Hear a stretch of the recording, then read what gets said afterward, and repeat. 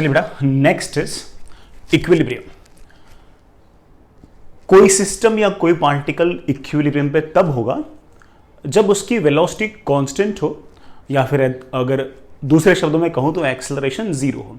Acceleration zero हो, force zero हो, एक ही बात है। तो बेटा मैं एक बार फिर से इस बात को रिपीट करता हूं। इक्विलिब्रियम मीन्स कि पार्टिकल पर लगने वाला जो फोर्स है it should B zero. Force is zero, it obviously means that acceleration is zero, and if acceleration is zero it means that beta velocity is going to be constant. If a particle or an object is moving with constant velocity, we say that it is in equilibrium.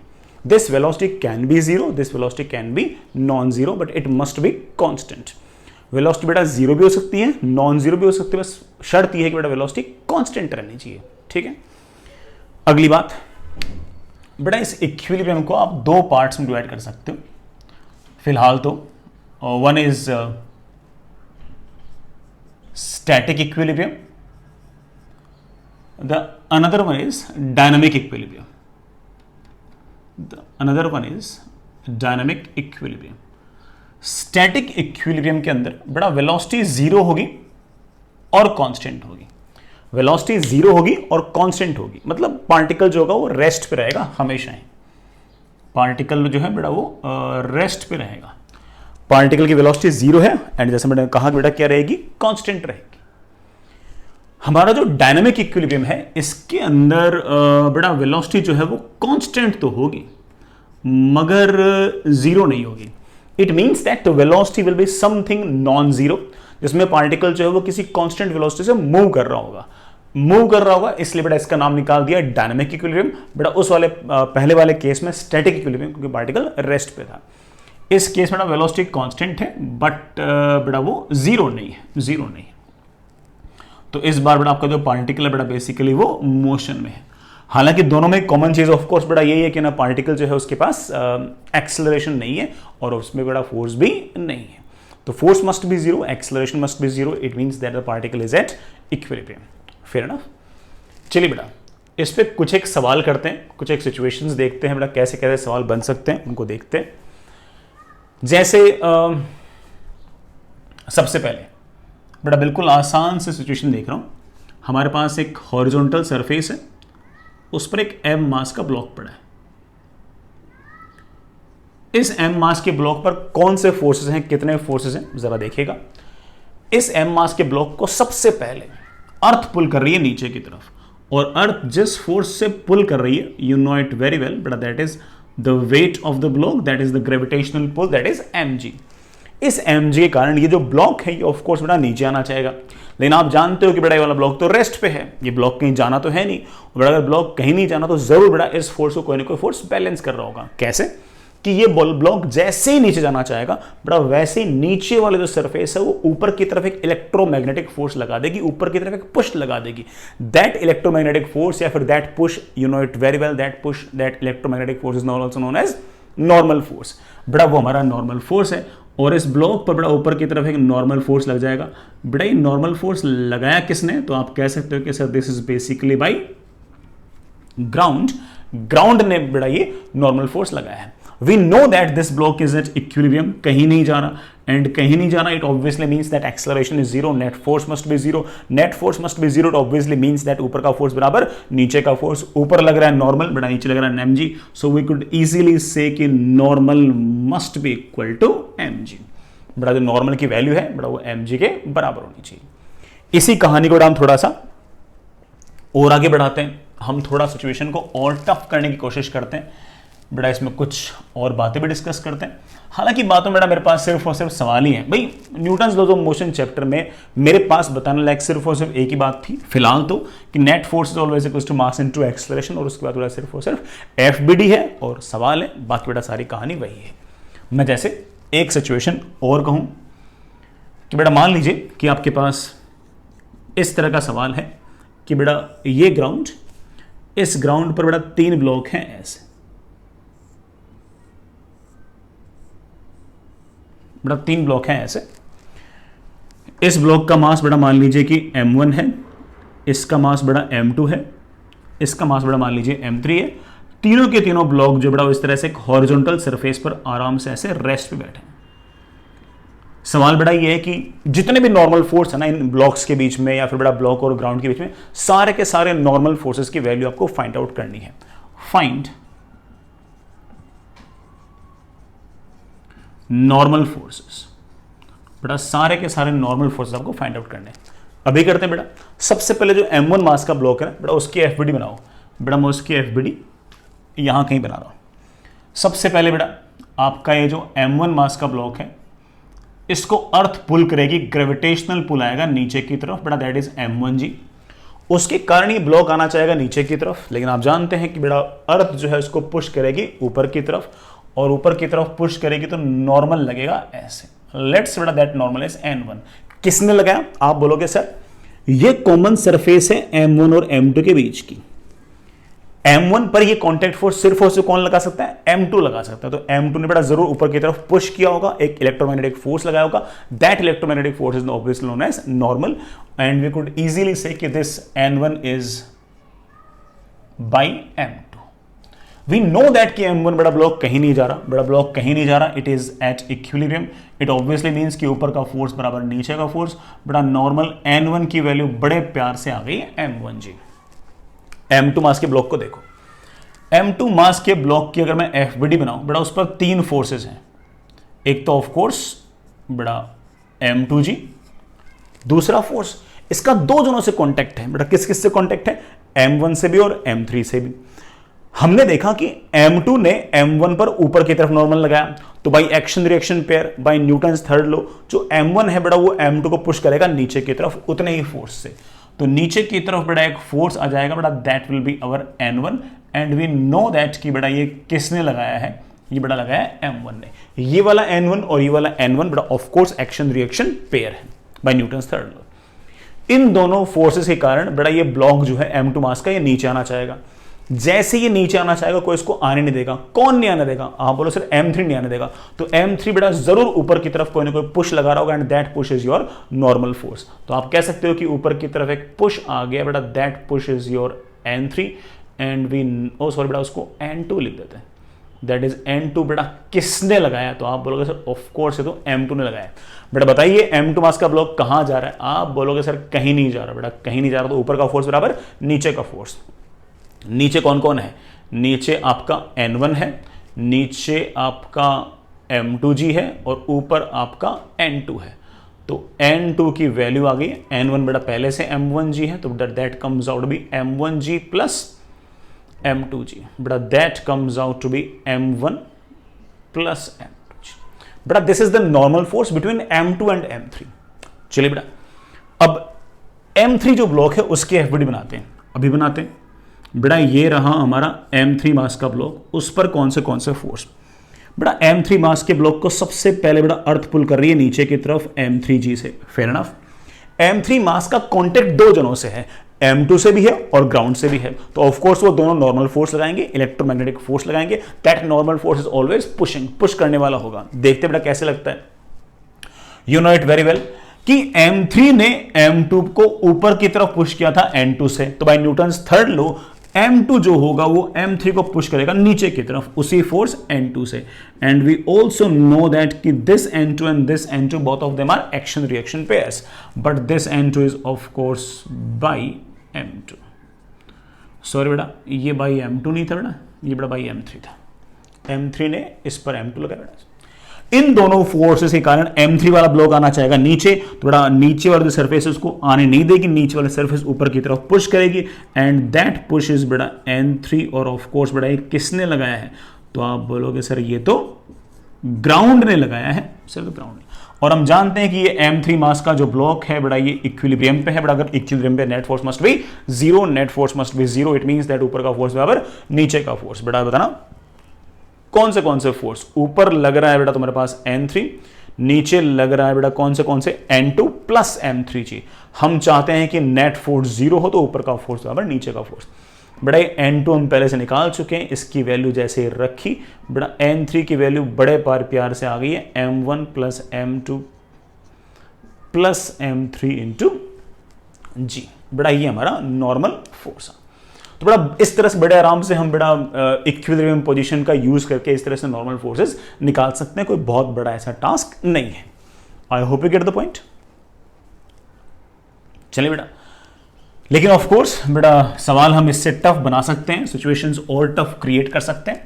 तो चलिए बेटा, tough situations, tough सवाल create करते हैं। और हर बार काम बेटा यही करना होगा कि अगर कोई सिस्टम अगर इक्विलिब्रियम पे है तो उस पर हम नेट फोर्स जीरो करेंगे, और कोई ऐसे एक्स्ट्रा काम थोड़ा हमारे पास है नहीं, काम थोड़ा वही है, कर लेंगे। तो चलिए एक सिचुएशन अराइज करते हैं।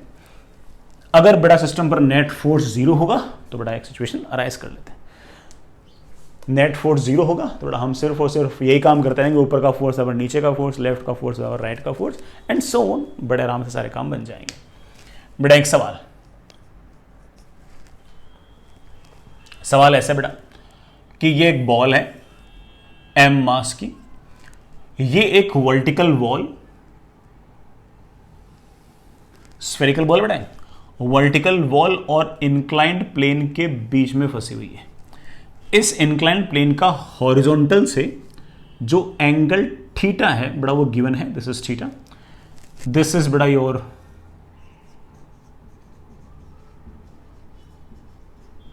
Spherical ball, and of course बड़ा ये फंसी हुई है किस किस के बीच में बड़ा, ये तो आपकी वर्टिकल वॉल है और बड़ा ये आपका इंक्लाइंड प्लेन है। अब फंसी हुई तो ऑफ कोर्स बड़ा इस पर नेट फोर्स क्या होना चाहिए, जीरो। बड़ा बॉल कहीं जा तो रही नहीं है तो net force must be zero, and of course बड़ा acceleration is zero. Vertical wall और इंक्लाइंड प्लेन के बीच में बड़ा इस तरह से बॉल फंसी हुई है, ऑफ कोर्स बड़ा ये आपके रेस्ट पे, ठीक है बेटा। सवाल बड़ा ये है, find normal forces by vertical wall and inclined plane. बेटा वर्टिकल वॉल और इंक्लाइंड प्लेन ने कितने कितने नॉर्मल फोर्स इस एम मास के ब्लॉक पर, इस एम मास की बॉल पर लगाए बेटा, वो निकाल लें। अभी निकालते हैं बेटा, इस एम मास की बॉल की एफबीडी बनाओ। चलिए बेटा, स्फेरिकल बॉल है बेटा, इसका सेंटर बेटा यहां कहीं मान लेते हैं। कौन से फोर्सेस, सबसे पहले बेटा नीचे की तरफ तो एम जी, इतनी बड़ी बॉल है बेटा, एम जी कहाँ लगता हो दिखाओगे तो आप कह सकते हो कि सर बड़ी बॉल होगी तो सर सेंटर से लगता हुआ दिखा देंगे, दैट इज एम जी। ये बड़ा वॉल है, वॉल बड़ा फोर्स कैसे लगाएगी, वॉल बड़ा पुश करेगी, नॉर्मल फोर्स है, पुशिंग फोर्स होगा। कैसे लगाएगी, वॉल वर्टिकल है तो बड़ा फोर्स हमेशा बड़ा उस वॉल के परपेंडिकुलर होना चाहिए, तो नॉर्मल फोर्स ऐसे आएगा, this is your normal force बड़ा, दिस इज योर N1 बड़ा। N1 किसने लगाया, वॉल ने लगाया। ये हॉरिजॉन्टल क्यों आया बेटा, तुम समझ गए होंगे, दीवार जो है वो वर्टिकल है तो नॉर्मल जो है बेटा वो हॉरिजॉन्टल है, और कोई फोर्स। इस इंक्लाइंड प्लेन ने अगेन बेटा पुश किया होगा किसी न किसी फोर्स से, दिस इज योर N2। ये जो फोर्स है बेटा ऑफ कोर्स इस इंक्लाइंड प्लेन के परपेंडिकुलर होगा। नॉर्मल फोर्स का नाम नॉर्मल फोर्स पड़ा इसलिए था क्योंकि बेटा वो उस सरफेस के, कॉमन सरफेस के परपेंडिकुलर, और सारे के सारे जो नॉर्मल फोर्सेस आपने नोटिस कर लिया बेटा हमेशा इस स्फीयर के सेंटर से गुजरते हुए दिखाएंगे। क्यों, क्योंकि बेटा सारे फोर्सेस नॉर्मल फोर्सेस हैं। सरफेस के नॉर्मल अगर आएंगे तो बेटा सरफेस का नॉर्मल हमेशा स्फेरिकल सरफेस पर कहां से गुजरेगा, सेंटर से गुजरेगा। अच्छा पॉइंट है, याद कर सकते हो। ठीक है बेटा, एक छोटी सी ज्योमेट्री और बड़ा सुनना, ये वाला एंगल थीटा तो बेटा ये वाला एंगल थीटा, ये वाला एंगल थीटा तो बेटा ये वाला एंगल 90 माइनस थीटा। सरफेस और नॉर्मल के बीच नेट एंगल 90 होना चाहिए, तो अगर ये वाला एंगल 90 माइनस थीटा तो बेटा ये वाला एंगल भी तो थीटा। ये वाला लाइन वर्टिकल, ये वाला लाइन वर्टिकल, और ये वाला लाइन तो बड़ा कॉमन है, तो अगर ये वाला एंगल थीटा तो प्यारे बच्चों ये वाला एंगल भी तो थीटा। कोई भी मेरा समझदार बच्चा कह सकता है कि सर ये वाली बात आपने पहले से याद भी करा रखी है कि अगर इंक्लाइंड प्लेन का हॉरिजॉन्टल से एंगल थीटा है तो उसका जो नॉर्मल होगा वो वर्टिकल से कितना एंगल बनाएगा, थीटा। तो चलिए बेटा मैं उस बॉल की एक बार एफबीडी वापस से बना देता हूं। सबसे पहले बेटा नीचे की तरफ एम जी, हॉरिजॉन्टल डायरेक्शन बेटा क्या आएगा नॉर्मल, और ऐसे बेटा क्या आएगा एक नॉर्मल, और बेटा दोनों के कुछ नोमेनक्लेचर कर रखे हैं। हाँ बेटा इसको n2 क्या रखा है, इसको n1 बोल रखा है, और ये एंगल आपके पास थीटा।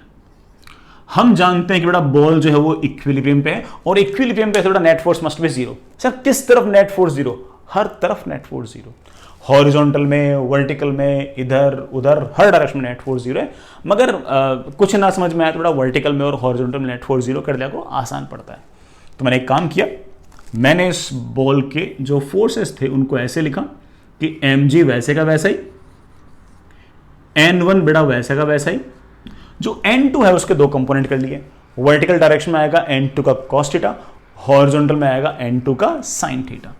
इधर की तरफ आएगा n2 का cos थीटा, और हॉरिजॉन्टल में आएगा n2 का sin थीटा। बेटा बताओ ये बॉल कहां जा रही है, आप बोलो सर कहीं नहीं जा रही है। बेटा नेट फोर्स क्या होना चाहिए, जीरो। नेट फोर्स जीरो तो ऊपर का फोर्स बराबर नीचे का फोर्स, लेफ्ट का फोर्स बराबर राइट का फोर्स। हमारे पास पहली इक्वेशन आ गई वर्टिकल डायरेक्शन में कि n2 का cos theta should be equal to mg। बेटा n2 की वैल्यू आ गई है mg का sec थीटा। ये बेटा अपना आंसर आ गया। बेटा हॉरिजॉन्टल डायरेक्शन में क्या इक्वेशन है, हॉरिजॉन्टल डायरेक्शन में इक्वेशन बेटा लेफ्ट का फोर्स बराबर राइट का फोर्स। मेरे पास आ गया n1 is equals to n2 का साइन थीटा। बेटा n2 को रखना, that comes out to be mg tan theta. ये बेटा अपना आंसर, ये बेटा अपना आंसर, बढ़िया आंसर बेटा, कोई दिक्कत नहीं इसमें, अच्छा आंसर है। चलिए बेटा नेक्स्ट इज, इसमें एक बात और बता सकता हूं, हालांकि बेटा ठीक है बहुत ही आसान काम था, लेकिन एक छोटा सा कॉन्सेप्ट और बता सकता हूं। ये कॉन्सेप्ट बड़ा काम आए इस बात की कोई गारंटी नहीं है कि ऐसा नहीं कि बेटा बहुत ही ज़्यादा काम आएगा, बट ठीक है बच्चों ने हो सकता है कि ये कॉन्सेप्ट कहीं ना कहीं बेटा मैथमेटिक्स वगैरह में सुन रखा हो तो सुनने में अच्छा लगता है। काम आए ना आए बेटा वो तो चलो अलग बात है, लेकिन थोड़ा सुनने में अच्छा लगता है। तो एक छोटा सा कॉन्सेप्ट इस बारे में और सुन सकते हो, जब तीन फोर्स हो और उन सबका वेक्टर सम जीरो हो, तीन फोर्सेस हो और रिजल्टेंट जीरो हो, तो एक छोटा सा काम और कर सकते हो, और वो काम ऐसा है कि बेटा सारे फोर्स दिखाओ एक बार। बेटा मैं एक बार बॉल को ऐसे पॉइंट में दिखा दूं, क्या फर्क पड़ता है, नीचे की तरफ तो mg, इधर की तरफ n1, और ऐसे आएगा आपका n2।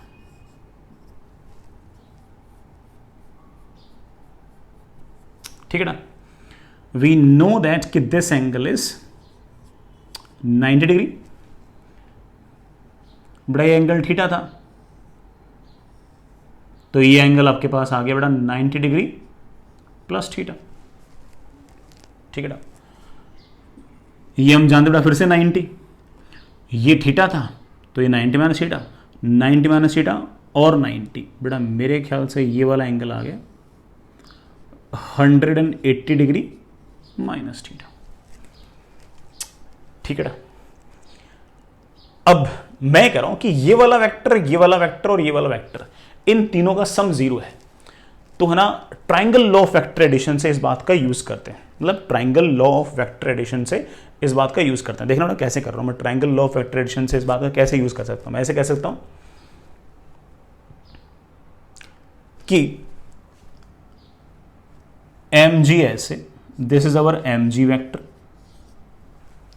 This is our mg vector, इसमें हमने जोड़ा n1 वेक्टर,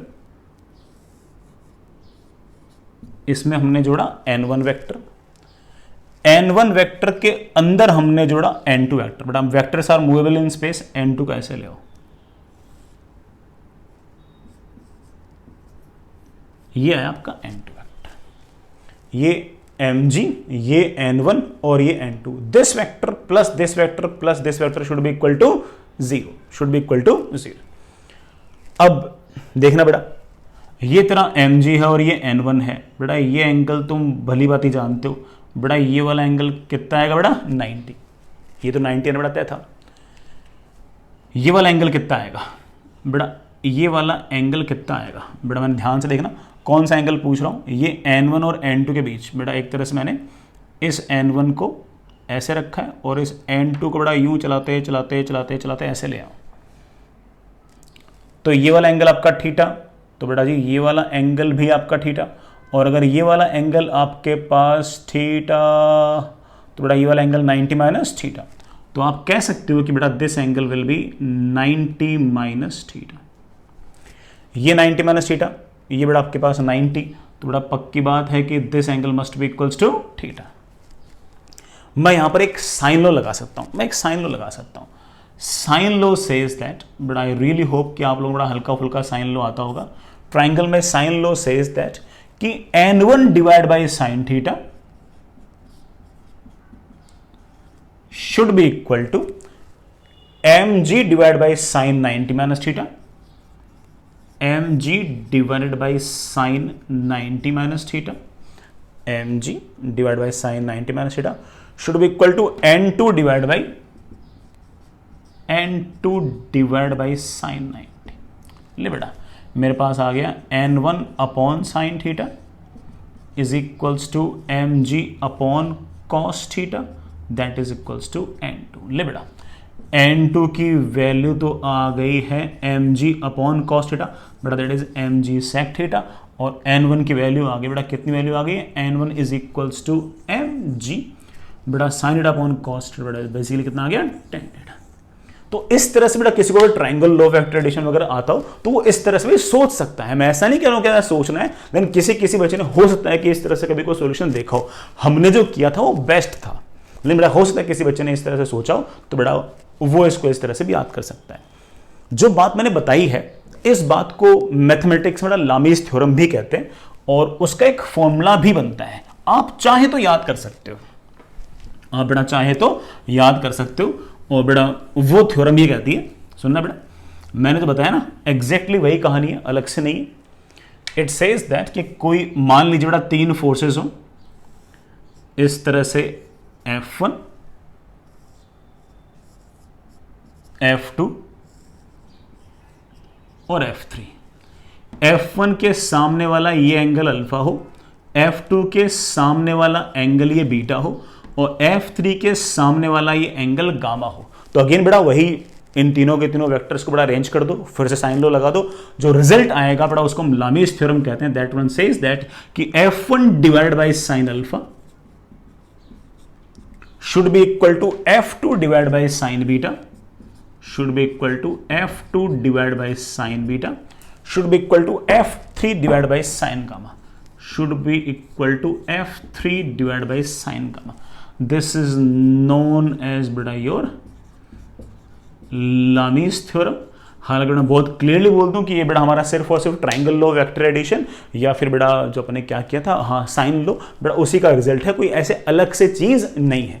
बट ये सिर्फ तभी लगा सकते तो बेटा सिर्फ और सिर्फ तीन फोर्सेस हो, जैसे चार फोर्स होंगे बेटा लामीज थ्योरम नहीं लगेगी, और तीनों फोर्स का सम वेक्टर सम जीरो आ रहा हो सिर्फ और सिर्फ तभी बेटा ये काम देगा, अदरवाइज ये काम नहीं देगा। मैं बहुत क्लियरली बोल रहा हूँ, तो कभी कभी किसी सवाल में हो सकता है कि इसमें सुन रखा हो तो लगा सकता है, आप लोगों ने हो सकता है कि सुन रखा हो इसलिए मैंने बताया है। मैंने ऐसा कहा नहीं कि बेटा आपको ऐसा करना है, करना तो बड़ा वैसे ही है जैसे अपन ने एक्चुअल हर सवाल के अंदर किया था, बट किसी बच्चे का हो सकता है बड़ा सुना हुआ हो तो मैंने बोल दिया कि बेटा हाँ ऐसा ऐसा कर ही सकते हो। समझ बेटा इस बात को, आगे चलिए। नेक्स्ट एक सवाल और बेटा, एक सवाल और बिल्कुल ऐसा ही सवाल, सेम सिचुएशन सेम कहानी बेटा करते हैं। सुनिएगा बेटा, आपके पास बेटा सिचुएशन ऐसी है कि एक बॉल है और ये एम मास की बॉल जो है बेटा ये दो इंक्लाइन प्लेन्स के बीच में फंसी हुई है। एक इंक्लाइन प्लेन बेटा ये रहा, दूसरा इंक्लाइन प्लेन बेटा ये रहा। पहले वाले इंक्लाइन प्लेन का हॉरिजॉन्टल से एंगल है अल्फा, दूसरे वाले इंक्लाइन प्लेन का हॉरिजॉन्टल से एंगल है बीटा, और ये जो बॉल है बेटा ऐसे बिल्कुल चिल मचा रही है, रेस्ट पे है, रेस्ट पे है। Of course it means that net force is zero, बेटा हम सिर्फ और सिर्फ नॉर्मल फोर्स और mg ही कंसिडर करेंगे, फ्रिक्शन वगैरह बेटा हम कंसिडर नहीं करेंगे, हम सारी सरफेस को बिल्कुल स्मूथ मानेंगे फॉर ए वाइल, ठीक है ना। मैं बहुत ही आसान सा ही सवाल पूछ रहा हूं बेटा, find normal forces on the ball. बेटा बॉल पर जो नॉर्मल फोर्सेस हैं वो बताइए, इतना सवाल है बेटा। बहुत आसान है बेटा, बहुत आसान है, मैं कर रहा हूं, लेकिन मेरा एम आंसर निकालना बिल्कुल नहीं है। मेरा एम ये है कि तुम लोगों को सारी चीज़ आए कि न्यूटन्स लोग कैसे लगाते हैं, किस तरफ लगाते हैं, किस तरफ लगा सकते हैं, कौन से में फ़ायदा है, कौन से में नुकसान है, हर बात आ जाए। मेरा एम ये नहीं कि सिर्फ और सिर्फ आपका आंसर आ जाए। तो बेटा हो सकता है कि मैं इस चिन्ने मिलने सवाल के अंदर भी थोड़ा टाइम ज़्यादा लूँ, टाइम आंसर निकालने के लिए नहीं बेटा, टाइम तो चीज़ें सीखने के लिए और एनालाइज करने के लिए है। सुनना बेटा, इस बॉल पर कौन से फोर्स, एम मास की बॉल है। अगर बेटा मैं इसका सेंटर यहां कहीं मान लूं तो सबसे पहले आप बोलोगे कि सर एम मास की बॉल पर नीचे की तरफ एक फोर्स लगेगा and that force is of course बेटा एम जी। और कौन से फोर्स, ये इंक्लाइन प्लेन, इस इंक्लाइन प्लेन ने बेटा कोई ना कोई नॉर्मल फोर्स लगाया होगा। इस इंक्लाइन प्लेन ने जरूर बॉल को पुश किया होगा बेटा, बॉल को किया होगा push, this is your normal force. बेटा मैंने इसको N1 बोल दिया। बेटा इस बार मैं आपका टाइम वेस्ट नहीं करना चाहता हूं, मैं सीधा बोल दूंगा कि वर्टिकल से एंगल आएगा अल्फा। इस वाले इंक्लाइन प्लेन ने भी पुश किया होगा तो बेटा इसने नॉर्मल फोर्स लगाया होगा ऐसे, दिस इज N2। बेटा आपका टाइम वेस्ट नहीं करना चाहता। इस इंक्लाइन प्लेन का हॉरिजॉन्टल से एंगल अगर बीटा, तो इस नॉर्मल का एंगल वर्टिकल से बीटा। कुल मिलाकर बेटा बॉल पर फोर्सेस आ गए इस तरह से। देखना बेटा, सबसे पहले बेटा नीचे की तरफ एम जी, N1 आ गया ऐसे, कितना एंगल बेटा, वर्टिकल से अल्फा। N2 आ गया बेटा ऐसे, कितना एंगल मेरे बच्चे, आप बोलोगे बीटा। आप क्या चाहते हो, आप क्वेश्चन, मैं तो ये चाहता हूं कि हमारा जो बॉल है वो रेस्ट पर है, इक्विलिब्रियम पर है। बेटा इक्विलिब्रियम पर है तो नेट फोर्स मस्ट बी 0। तो ऊपर का फोर्स अवर, नीचे का फोर्स, लेफ्ट का फोर्स अवर, राइट का फोर्स। अभी करते हैं बेटा। N1 के दो कंपोनेंट आएंगे, ऊपर N1 का कंपोनेंट आएगा N1 का cos अल्फा, इस तरफ N1 का कंपोनेंट आएगा N1 का sin अल्फा, नीचे की तरफ आएगा mg। अच्छी बात बेटा। N2 के भी दो कंपोनेंट आएगा, N2 का एक कंपोनेंट N2 cos बीटा, इधर की तरफ N2 sin बीटा। इस तरफ मेरे बच्चे बोलेंगे सर N2 का sin बीटा, और ऊपर बेटा क्या आएगा, N2 का cos बीटा। चलिए बेटा, हम चाहते हैं कि इक्विलिब्रियम, तो ऊपर का फोर्स बराबर नीचे का फोर्स, लेफ्ट का फोर्स बराबर राइट का फोर्स। बेटा करना, इक्विलिब्रियम की इक्वेशन लगा रहा हूं बेटा वर्टिकल के अंदर। बेटा बोलना, ऊपर का फोर्स, ऊपर है N1 का cos अल्फा प्लस N2 का cos beta should be equal to mg। Horizontal direction के अंदर लेफ्ट का फोर्स बराबर राइट का फोर्स। बेटा मेरे पास आ गया N1 का sine alpha is equals to N2 का साइन बीटा। इस N1 को उठा के यहां रख दो तो N2 आ जाएगा, N2 को उठा के यहां रख दो तो आपका N1 आ जाएगा। चलो बार बार से निकालते हैं बेटा। N1 cos अल्फा वैसा ही लिख लिया बेटा पहले वाले इक्वेशन में, प्लस N2 को मैंने लिख दिया बेटा। N2 क्या लिख सकता हूं मैं, N1 sine alpha upon sine beta into cos beta is equals to mg। बेटा N1 जरा कॉमन लेना और बेटा साइन बीटा ऊपर लेना। बेटा मेरे पास आ गया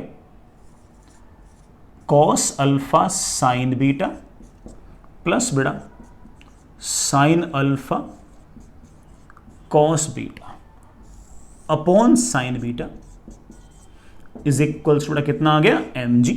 और हमारे पास N1 की वैल्यू बड़े प्यार से आ गई है mg साइन बीटा, सॉरी बेटा beta, mg sine beta upon cos alpha sine beta plus sine alpha cos beta. बेटा ये sine cos alpha sine beta plus sine alpha cos beta, I think it is the formula of sine alpha plus beta. तो आप कह सकते हो कि sir this is basically sine of alpha plus beta. ये N1 की value आ गई। इस N1 को बेटा यहां रखना, जैसे बेटा N1 को यहां पर रखा, N2 की वैल्यू आ गई है, कितनी वैल्यू आ गई बेटा, mg साइन अल्फा, बीटा तो कैंसिल हो गया, sign alpha upon sign alpha plus beta. ये N2 आ गया, N1 भी आ गया बेटा, N2 भी आ गया। बड़े आराम से अपने सारा काम कर दिया बेटा, अच्छी बात। वैसे कोई बच्चा कह सकता है तीन ही तो फोर्स हैं, सर तीनों का रिजल्टेंट जीरो चाहिए आपको, तो सर लामीज थ्योरम लगा दें। हाँ बेटा क्यों नहीं, कोई बच्चा कहता है सर लामीज थ्योरम से करना है, चल बेटा लामीज थ्योरम से कर लेते हैं। तीन फोर्स हैं और तीनों का सम जीरो आना चाहिए, तो बेटा लामीज थ्योरम मस्ट वर्क। बेटा देखना लामीज थ्योरम क्या कहती है, मैं करता हूं कोशिश थोड़ी बहुत। बेटा देखना N1 और N2 के बीच में ये जो एंगल है ये तो है अल्फा प्लस बीटा। N1 और mg के बीच में ये जो एंगल है बेटा ये है, देखना 90, तो बेटा सॉरी अल्फा ये, तो ये of course 180 minus alpha, 180 minus alpha. ये बेटा कितना आ गया, ये आ गया मेरे ख्याल से 180 माइनस बीटा। तो मेरे ख्याल से तीन फोर्स हैं, कौन से बेटा, आप बोलोगे कि सर mg है, N1 है, N2 है, इन दोनों के बीच में एंगल है अल्फा प्लस बीटा। मेरे प्यारे बच्चे कह रहे हैं कि सर यहां पर एंगल है 180 माइनस अल्फा, बेटा ये वाला एंगल आपके पास है 180 माइनस बीटा। बेटा क्या कहूं, आप बोले सर लामीज थ्योरम कहता है N1 upon sign this, N2 upon sine this और mg अपॉन साइन दिस की वैल्यू सेम होनी चाहिए। लगा लेते हैं यार, N1 upon sign 180 minus beta should be equal to N2 upon sin 180 minus alpha should be equal to mg upon sin alpha plus beta। ले बेटा मेरे पास आ गया N1 यार sin 180 माइनस बीटा, बेटा sin 180 minus beta is sin beta. N2 बेटा sin 180 minus alpha is of course sin alpha and that is mg upon sin alpha plus beta. बेटा इस साइन बीटा को ऊपर ले जाओ, साइन अल्फा को ऊपर ले जाओ, बेटा n1 की वैल्यू आ गई है mg sine beta upon sign alpha plus beta, n2 की वैल्यू आ गई है mg sign alpha upon sign alpha plus beta. बेटा ये हमारे आंसर्स आ गए, बेटा ये हमारे आंसर्स आ गए। बेटा समझ लोगे, इस साइन बीटा को ऊपर, साइन अल्फा को ऊपर, n1 n2 की बेटा वैल्यूज आ गई। बढ़िया आंसर। हो सकता है बेटा आपको लामीज थ्योरम थोड़ी आसान लगी हो, ट्रिग्नोमेट्री हल्की सी हो सकता है आपको मुश्किल लगी हो, मगर बेटा ये इसी से करना है यार, ये तो हमेशा वैलिड होगा ना, मतलब ये तो हमेशा वैलिड है बेटा। ये बातें तो, ये बातें बेटा सिर्फ तब वैलिड है जब बेटा सिर्फ तीन फोर्स हो, है ना। तो देख लिया करो यार बेटा, मुझे तो लामीज थ्योरम वगैरह इतनी पसंद नहीं होती, बच्चों कईयों को होती है, तो है ना, देख लिया। चलिए बेटा, हालांकि मैंने आपको बेटा इस सवाल के अंदर ठीक ठाक बोर कर दिया है, लेकिन मुझे ऐसा लगता है कि बेटा मुझे जितनी बातें बतानी थी ना वो पूरी नहीं हुई है। अभी तो बेटा मुझे थोड़ी सी बातें और बतानी है। हालांकि हम आंसर दो तरीके से तो ला चुके हैं, बट बेटा मैंने कहा ना कि मेरा एम आंसर लाना तो है ही नहीं बेटा, अपना एम तो बातें सीखना है। थोड़ा बातें तो मेरे पास अभी और हैं यार, है ना, तो बातें बेटा अभी तक और है। चलो बेटा सुनना मैं क्या कर रहा हूं। कौन से फोर्स आए बेटा, आप बोलोगे सर अगर ये वर्टिकल और अगर ये हॉरिजॉन्टल, तो फोर्स ऐसा है, सबसे पहले नीचे की तरफ आया mg, N2 आया ऐसे, ये वाला एंगल आया बीटा, N1 आया ऐसे और ये वाला एंगल आया अल्फा। सब बढ़िया, कोई दिक्कत नहीं है। हमने क्या किया, ऊपर का फोर्स बराबर नीचे का फोर्स, लेफ्ट का फोर्स बराबर राइट का फोर्स। कोई बच्चा मुझे कह दे कि सर क्या सिर्फ वर्टिकल और हॉरिजॉन्टल डायरेक्शन में नेट फोर्स जीरो है क्या? मैं कहूंगा ना बेटा, ये तो इक्विलिब्रियम पोजीशन है, बॉडी तो रेस्ट पे है। और ऐसा नहीं कि सिर्फ और सिर्फ वर्टिकल और हॉरिजॉन्टल में नेट फोर्स जीरो है, हर डायरेक्शन में नेट फोर्स जीरो है, हर डायरेक्शन में नेट फोर्स जीरो। तो मेरे बच्चे कह सकते हैं सर जब हर डायरेक्शन में नेट फोर्स जीरो है तो सर आप बार बार वर्टिकल और हॉरिजॉन्टल में क्यों करते हो? बस बेटा ऐसी आदत है, और इस आदत से बेटा हो सकता है कि मेरा थोड़ा बहुत समय बचता हो, इसलिए बेटा मैं बार बार वर्टिकल और हॉरिजॉन्टल में नेट फोर्स को जीरो करना पसंद करता हूं, ये मेरी आदत है। सर किसी और डायरेक्शन में नेट फोर्स जीरो करूं तो क्या सर आंसर ये आएंगे? हाँ बेटा बिल्कुल वही आएंगे। सर हम भरोसा नहीं करते, चलो करके दिखा देता हूं। मेरे दिमाग में एक प्लान है, और प्लान ये है कि मुझे नेट फोर्स जीरो करना है और मैं ना ऐसी डायरेक्शन में नेट फोर्स जीरो करूंगा कि एक लाइन में ही, एक ही लाइन के अंदर मेरा आंसर आ जाए। और जैसे मान लो कि मैं कहूं बेटा मुझे एक ही लाइन के अंदर ना n1 निकालना है, एक ही लाइन में n1 निकालना है, तो ऐसी डायरेक्शन में इक्वेशन लगाओ जो n2 के परपेंडिकुलर हो। सुनो इस बात को बेटा, मैं फिर से बोलता हूं इस बात को। मुझे एक ही लाइन में n1 निकालना है, n1 निकालना, सिर्फ n1 मान दो एक बार के, तो उसके लिए ऐसी डायरेक्शन में इक्वेशन लगाओ जो n2 के परपेंडिकुलर हो। कारण पता लगेगा, सुनना बेटा। तो बेटा ये आपका n2 है, मान लो बेटा इसके 90 डिग्री पे यहां कहीं है ऐसे,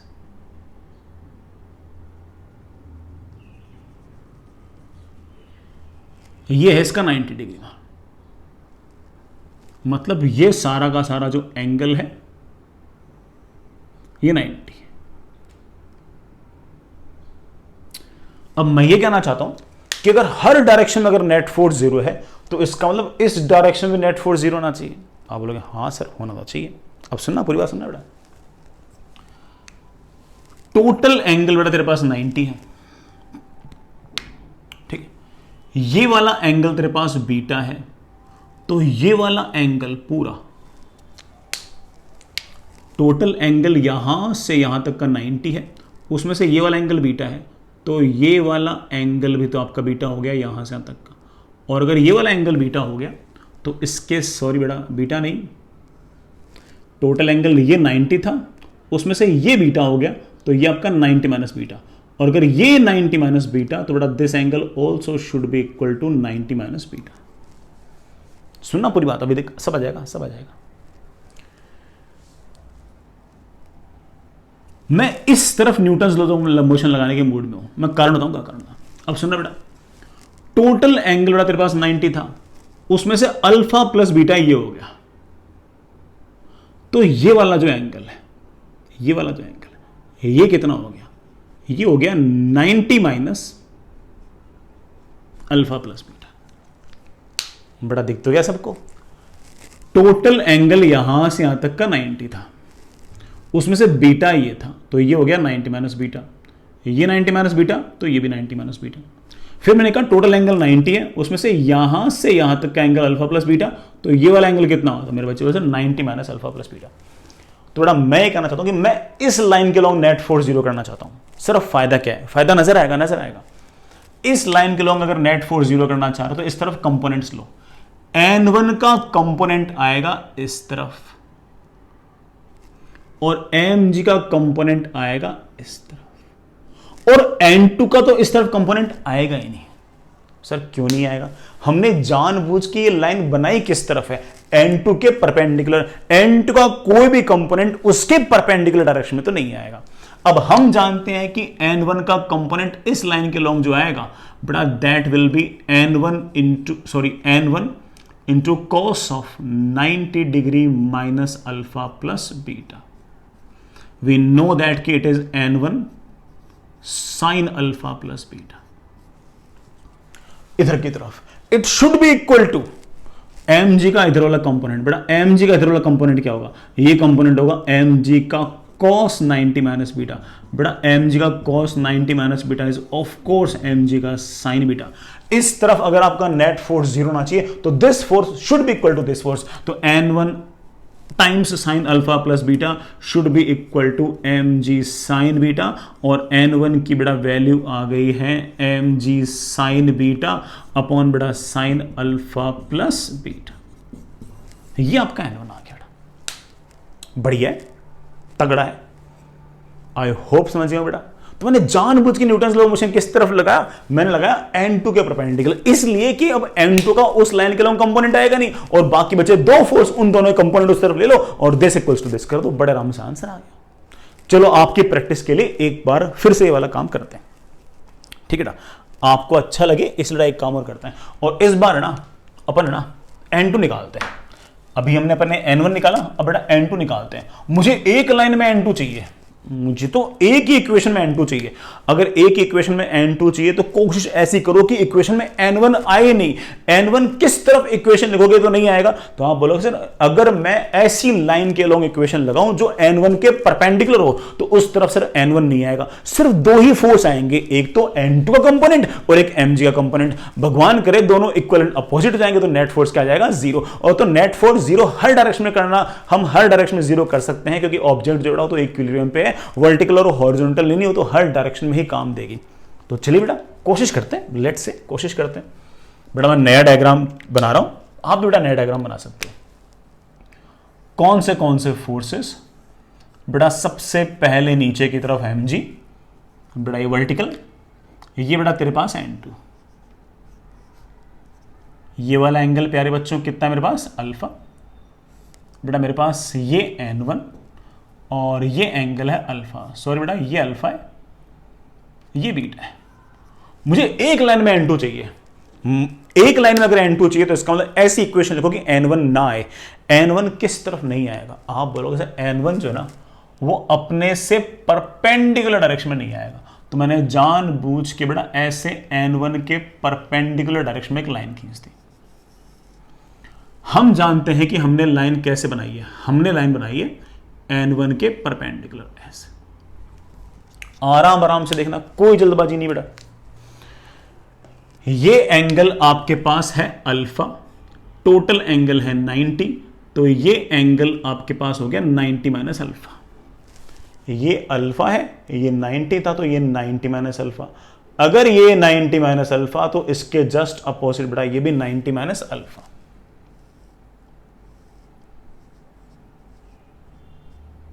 फेयर इनफ। एक बात हो बेटा, पूरा एंगल तेरे पास 90, ये total angle alpha plus beta, तो बेटा ये पक्की बात है कि एंगल आ गया है 90 degree minus alpha plus beta. अब हम क्या चाहते हैं, हम ये चाहते हैं कि हमें पता है कि नेट फोर्स जीरो आना चाहिए। बॉल पे नेट फोर्स जीरो आना चाहिए, हर डायरेक्शन में नेट फोर्स जीरो आना चाहिए। अरे भैया अगर हर डायरेक्शन में नेट फोर्स जीरो आना चाहिए तो इस लाइन के लॉन्ग में नेट फोर्स जीरो आना चाहिए। इस लाइन ने क्या गुना किया है, इसके लॉन्ग में नेट फोर्स जीरो आना चाहिए। और इसके लॉन्ग नेट फोर्स जीरो करने के लिए N2 का इधर वाला कंपोनेंट और mg का ये वाला कंपोनेंट बराबर कर दो। सर N1 का इधर कंपोनेंट नहीं आएगा क्या? अरे बेटा मैंने जानबूझ के लाइन ही ऐसी ली है जो लाइन N1 के परपेंडिकुलर हो, जिससे N1 का इस तरफ कोई कंपोनेंट ना आए। तो चलिए बेटा N2 का कंपोनेंट इस लाइन के लॉन्ग क्या आएगा, आप बोलोगे सर N2 का इस तरफ कंपोनेंट आएगा N2 कॉस ऑफ ये वाला एंगल है 90 minus alpha plus beta. mg का कंपोनेंट इस तरफ कितना आएगा बेटा, mg का कंपोनेंट इस तरफ आएगा mg cos of 90 minus alpha. This force should be equal to this force. और आप बड़े आराम से कह सकते हो कि सर N2 का cos 90 माइनस अल्फा, बेटा cos 90 minus alpha plus beta is of course sine alpha plus beta. It should be equal to mg का cos 90 माइनस अल्फा। बेटा mg का cos 90 minus alpha is mg का sine alpha. और N2 की value आ गई बेटा, कितनी वैल्यू आ गई है, mg साइन अल्फा अपॉन बेटा क्या साइन अल्फा प्लस बीटा। ये N2 आ गया। आंसर तो वही आएगा, कितनी मेहनत कर लो आंसर ऐसा नहीं कि नहीं आ जाएगा, बट ठीक है बेटा, है ना। तुम समझ में क्या कहना चाह रहा हूं। हमारा एम आपको ये बताना था कि बेटा किसी भी direction Newton's law of motion लगाओ, तुम्हारी मर्जी है, बिल्कुल तुम्हारी मर्जी है, कोई चिंता वाली बात नहीं बेटा, हर बार तुम्हारी मर्जी चलेगी, कोई इशू नहीं है इसके अंदर। आप बड़े आराम से लगाइए बेटा, हर बार आपके आंसर आएंगे, कोई दिक्कत नहीं है इसके अंदर। बस थोड़ी प्रैक्टिस हो जाएगी तो आइडिया लग जाएगा कि हाँ यार इस तरफ इक्वेशन लगाने से आंसर जल्दी आ रहा है, इस तरफ इक्वेशन लगाने से आंसर थोड़ा सा लेट आ रहा है। ठीक है ना, फेयर एनफ। आगे चलते हैं। नेक्स्ट इज बेटा कुछ एक सवाल और करते हैं। ये बेटा हमने कुछ सवाल नॉर्मल के लिए, ऐसे ही अपन कुछ सवाल टेंशन के भी लेते हैं, बढ़िया सवाल लेते हैं। तुम जानते बेटा मैं शुरुआत में इक्का दुक्का सवाल आसान लूंगा, फिर धीरे धीरे बड़ा बड़ा केवल लेवल इंक्रीज करेंगे, और इसी बहाने बेटा हम टेंशन कैसे फोर्सेस वगैरह लगाती है उसको भी हम बड़े आराम से देख ही लेंगे, है कि नहीं। तो सुनिए, अपने पास बड़ा कहानी ऐसी है कि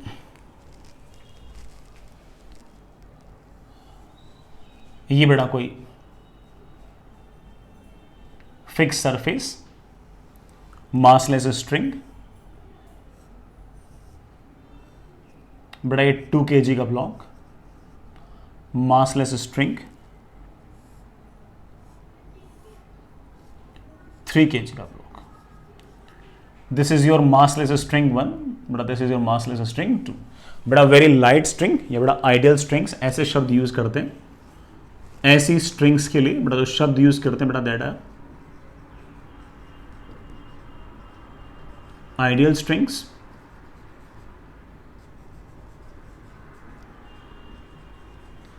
massless strings,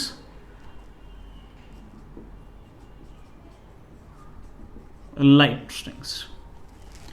इनका अर्थ क्या मैं बता चुका हूं आपको. लाइट स्ट्रिंग होगी तो हर जगह टेंशन की वैल्यू सेम होगी. ऐसे बेटा लटका रखा अपने सारे एलिमेंट को. बेटा अगर लटका रखा है तो इट ऑब्वियसली मीन्स दैट सारे के सारे जो ब्लॉक है बेटा वो रेस्ट पे हैं, बेटा वो इक्विलिब्रियम में है. सवाल सिर्फ इतना सा है कि बताइए कि बेटा रस्सी में टेंशन कितनी होगी. बता देंगे बेटा टेंशन में क्या है. इस 3 kg ब्लॉक को अगर देखूं तो इस 3 kg के ब्लॉक पर बेटा कौन से फोर्स है. इस 3 kg ब्लॉक पर सबसे पहले बेटा नीचे की तरफ mg. बेटा mg is of course 3 × 10 but that is 30 Newton. इस 30 न्यूटन के कारण ये वाला जो ब्लॉक है बेटा जाना चाहेगा नीचे, इसके ऊपर की रस्सी तन जाएगी. बेटा जैसे रस्सी तन जाएगी बेटा रस्सी इसको खींचेगी ऊपर की तरफ. रस्सी ऊपर की तरफ एक इलेक्ट्रोमैग्नेटिक फोर्स लगाएगी, बेटा एक पुल लगाएगी, and that pull is known as the tension in the string. This is tension in string 1, so it is बेटा basically T1. We know it very well कि this block is at equilibrium. It obviously means that कि ऊपर का force बराबर नीचे का force, and we can say that कि T1 is equals to 30 Newton. लेकिन जब एक बार रस्सी तन गई तो अब उसके हर पॉइंट पर टेंशन 30 न्यूटन है, क्योंकि रस्सी मासलेस है, रस्सी स्ट्रिंग है. रस्सी जो बड़ा वो टाइट है, रस्सी जो बड़ा वो मासलेस है, इसलिए उसमें टेंशन 30 न्यूटन. अब मैं अगर 2 kg ब्लॉक की अगर एफबीडी बनाऊंगा तो इस 2 kg ब्लॉक पर बड़ा कौन से फोर्स, तो आप बोलोगे सर सबसे पहले नीचे की तरफ mg. बड़ा mg आएगा 20 न्यूटन. जो नीचे वाले स्ट्रिंग 1 है, जो स्ट्रिंग 1 है वो तन गई है, और अगर वो तन गई तो ऑफ कोर्स वो खींचेगी इसको नीचे की तरफ. इस ब्लॉक को खींच रहे थे ऊपर की तरफ, बेटा उसको खींचेगी नीचे की तरफ, क्योंकि रस्सी का तो काम बेटा खींचना है. वो किस फोर्स से खींच रही होगी, आप कह सकते हो कि सर T1 फोर्स से खींच रही होगी, जिसकी वैल्यू हम जानते हैं बेटा कितनी होगी, 30 न्यूटन.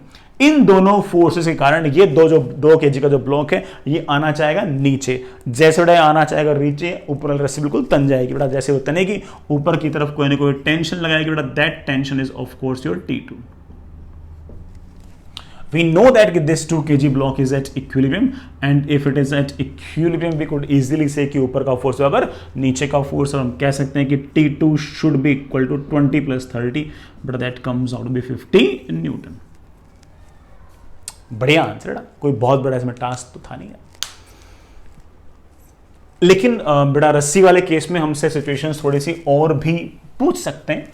उन सिचुएशंस को देखते हैं. हालांकि उनके पीछे की बेटा जो मैथमेटिक्स है मोर और लेस बेटा वही है जो हमने पहले बेटा पढ़ रखी है. चलिए उनको एक बार करके देखते हैं यार. चलिए बेटा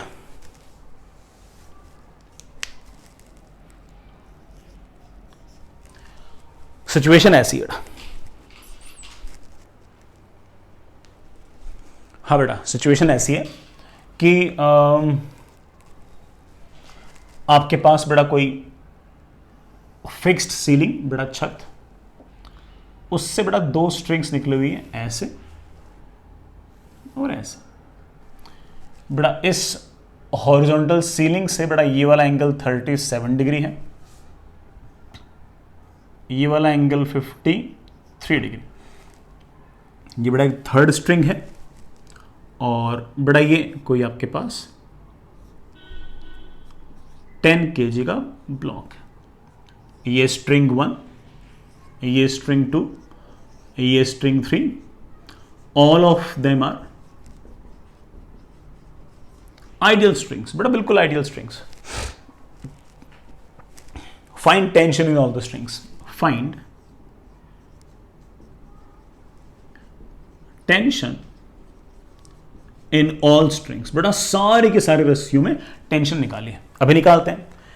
ये 10 kg ब्लॉक जो है बेटा ये आना चाहेगा नीचे की तरफ, m into g, I think बेटा दिस इज 100 न्यूटन।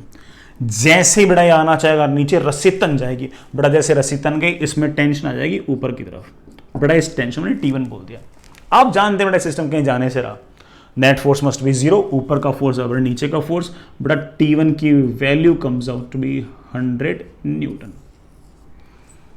जैसे बड़ा रस्सी तनी, इसमें टेंशन T1 आई, बड़ा इस रस्सी के हर पॉइंट पर tension T1, tension T1, tension T1, यहां पर भी टेंशन T1। ये जो नोड है, ये जो गांठ है, इस गांठ को बड़ा ये जो रस्सी है नीचे की तरफ खींचेगी, कितने फोर्स से खींचेगी T1, क्योंकि मासलेस स्ट्रिंग है इसलिए यहां यहां यहां हर जगह टेंशन से। जैसे ही इस नोड को नीचे वाली रस्सी ने खींचा नीचे की तरफ, ये दोनों रस्सियां तन जाएंगी। ये रस्सी हो सकता है बड़ा अपनी तरफ खींचे किसी न किसी फोर्स T2 से, ये रस्सी बड़ा जरूर खींचे किसी न किसी फोर्स T3 से। हम जानते हैं बड़ा ये तो वर्टिकल लाइन है, तो बड़ा इस वर्टिकल लाइन के अपोजिट मैंने ऐसे बना दी एक लाइन। ये हॉरिजॉन्टल सीलिंग, ये वर्टिकल लाइन, बड़ा ये वाला एंगल आपके पास 90, ये 53, और अगर ये 53 तो बड़ा पक्की बात है कि ये वाला एंगल आपके पास 37 डिग्री। ये वाला एंगल 90, ये 37, तो बड़ा पक्की बात है कि this angle comes out to be 53। बेटा चलिए अब T2 और T3 निकालते हैं। T2 और T3 निकालने के लिए बेटा आपको FBD बनानी पड़ेगी नोड की। बेटा नोड मतलब इस गांठ की, इस गांठ की FBD बनानी पड़ेगी। बना देंगे। इस गांठ को अगर देखें तो बेटा कौन से फोर्सेस हैं, तो आप बोलोगे सबसे पहले नीचे वाली रस्सी खींच रही है T1 टेंशन से, दैट इज 100 न्यूटन। T2 रस्सी खींच रही है ऐसे, कितने वर्टिकल से बेटा कितने एंगल पे है 53। T3 रस्सी खींच रही है ऐसे, ये वाला एंगल कितना है 37। वी नो दैट बेटा net force must be 0, and if net force must be 0 it means that in every direction बेटा net force is 0, every direction net force is 0। मैं बेटा अगेन सवाल को हो सकता है 2-3 तरीके से करूं, तुम सारे सुनना ठीक।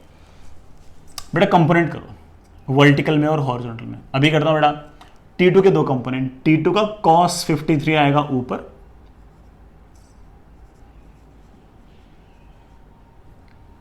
T2 का cos 53 आएगा ऊपर, और T2 का sin 53 आएगा इस तरफ।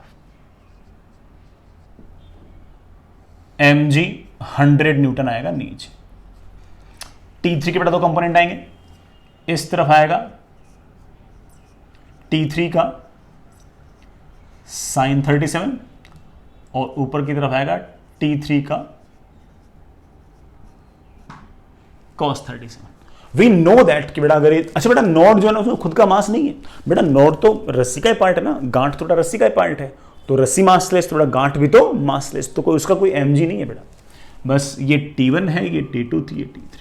We know that it is at equilibrium, and if it is at equilibrium, ऊपर का फोर्स अगर नीचे का फोर्स, लेफ्ट का फोर्स अगर राइट का फोर्स। हॉरिजॉन्टल डायरेक्शन में बेटा लेफ्ट का फोर्स अगर राइट का फोर्स।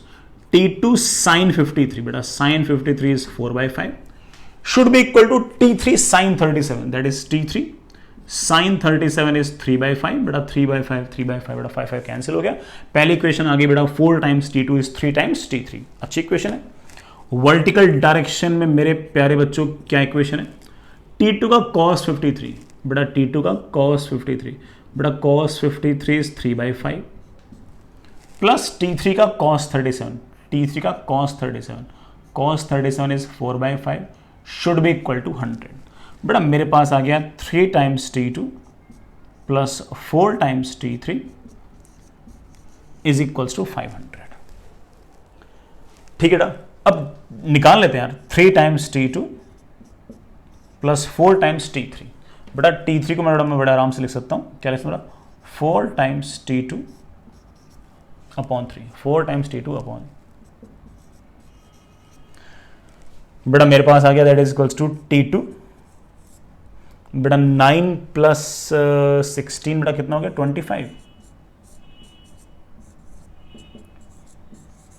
इज 500, और बेटा T2 को बेटा हम बड़े आराम से लिख सकते हैं 300, बड़ा देखना 25 से बड़ा 5, अच्छा 20, ओह सॉरी बेटा T2 कितना 60 आ गया, बेटा देखना 9 एंड 16 बेटा कितना हो गया 25, बेटा वो 3 ऊपर गया तो 25 बेटा, हाँ बेटा T2 कितना आ गया 60, T2 अगर 60 आ गया तो बेटा T3 कितना आ जाएगा, T3 आ जाएगा 60 इंटू 4 बेटा 80 आ जाएगा बेटा, that comes out to be 80। T2 आ गया, सॉरी T3 आ गया बेटा 80, ये बेटा मैंने वैल्यूज रख दी, आंसर आ गया। कोई बच्चा बोलता सर 3 फोर्स हैं सर, तीनों फोर्स का सर वेक्टर सम 0 आ रहा है सर, लामीज थ्योरम लगा दूं क्या? अरे हाँ बेटा लगा, कोई मना ही नहीं। लामीज थ्योरम बेटा इतनी हल्की फुल्की मैंने पढ़ी, किस लिए पढ़ी थी कि यार यहाँ काम आ जाएगी, इसलिए बेटा यूज कर लेते हैं। कौन से फोर्स बेटा, मैं लामीज थ्योरम लगा रहा हूं।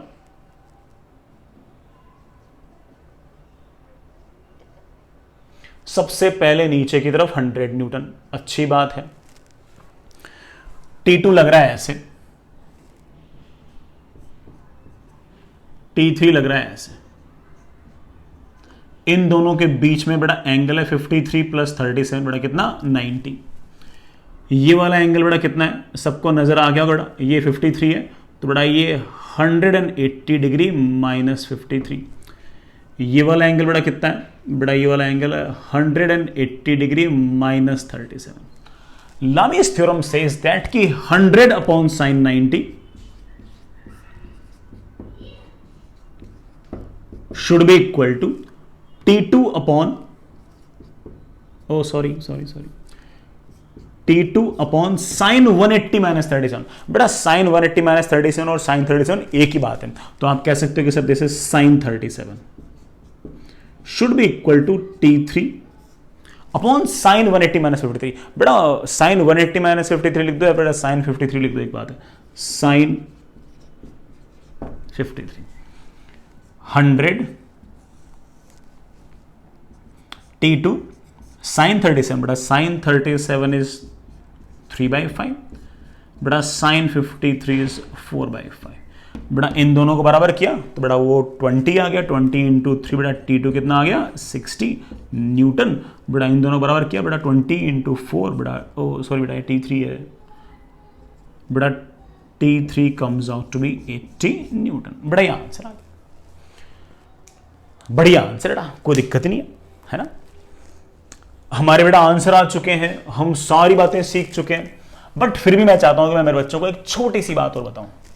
हालांकि बेटा हमारे आंसर्स तो वही आएंगे, चाहे कितनी छोटी छोटी बात हो, कितनी बार रिपीट कर दो, answers will repeat, but still I have something more to tell. ये वाली बात बेटा मैंने आपको थोड़ी देर पहले बताई थी, मैं फिर से बेटा इस बात को एक बार बताना चाहता हूँ, ठीक है। मुझे ऐसा लगता है कि बहुत ही अच्छे बच्चे होंगे बेटा, वो तो इस बात को अप्रिशिएट भी करेंगे कि सर इस तरीके के सभी है ना बता रहे हैं, और हो सकता है किसी के सवाल के अंदर आप इस तरह से बातों को यूज भी करो। जैसे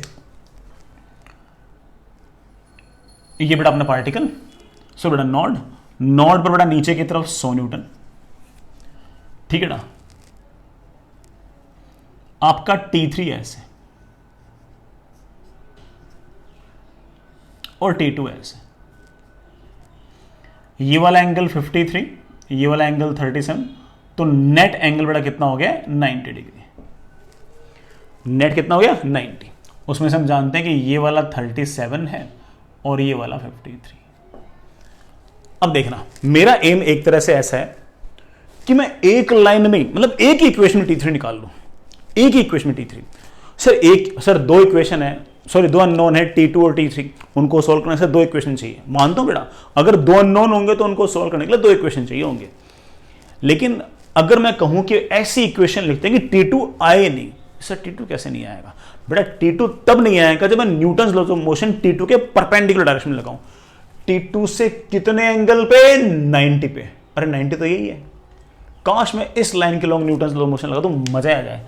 ले बेटा इस लाइन के along Newton's laws of motion लगाओ, शायद मजा आ जाएगा। ये वर्टिकल, ये एंगल 37, तो बेटा ये वाला एंगल भी तो 37।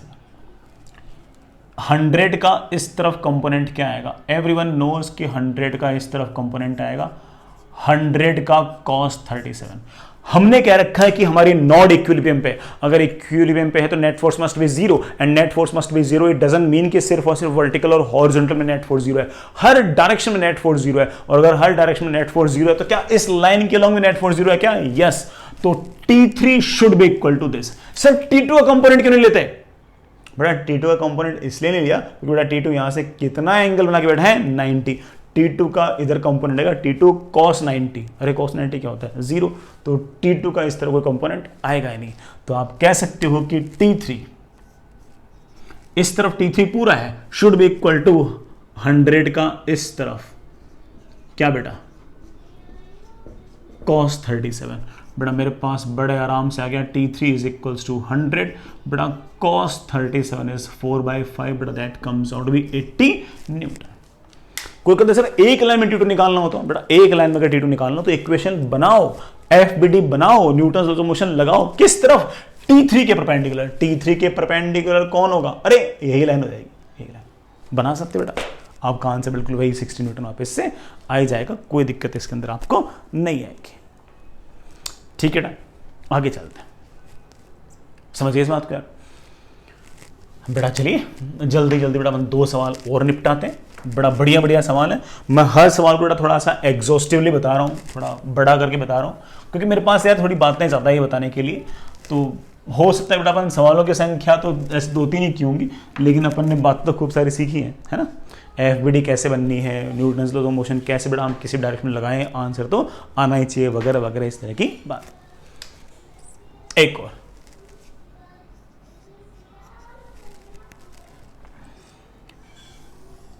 बड़ा हॉरिजॉन्टल, ये इंक्लाइन प्लेन,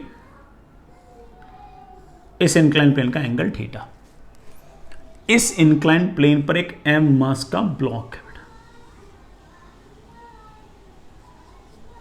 इस m मास के ब्लॉक को बेटा हम लोगों ने ऐसे बेटा किसी रस्सी से बांध रखा है।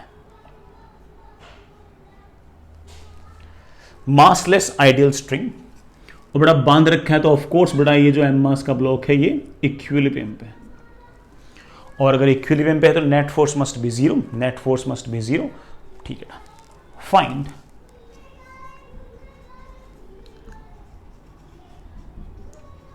टेंशन इन स्ट्रिंग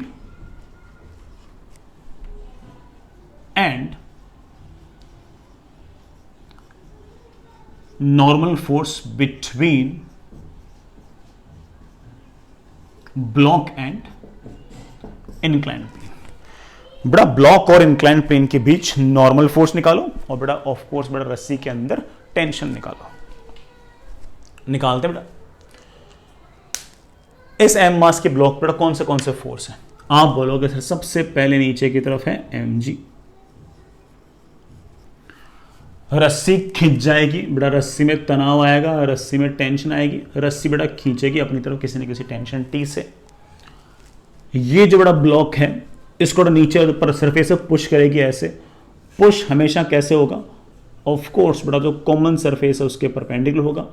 ज्योमेट्री में मेरे ख्याल से मेरे बच्चे इतने इंटरेस्टेड है नहीं, मेरे बच्चे बोलेंगे sir this angle should be equal to, ठीक ठाक सही बात बेटा, ये एंगल आपका ठीक। हम जानते हैं ब्लॉक बेटा नेट फोर्स क्या आना चाहिए? जीरो। मैं इस ब्लॉक के बेटा आपसे एक बार FBD बनाता हूं। बेटा ब्लॉक को ऐसे पॉइंट से दिखा दूं, कोई दिक्कत थोड़ी। सबसे पहले नीचे की तरफ mg वर्टिकल डायरेक्शन में है बेटा, ये मैंने एक हॉरिजॉन्टल लाइन और खींच दी। वर्टिकल से एंगल थीटा पर आपका नॉर्मल है।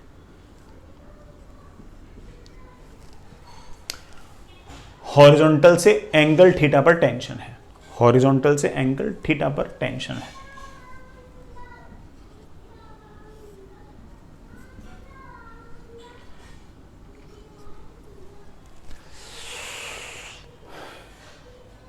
ठीक है ना, ये सारी कहानी बेटा।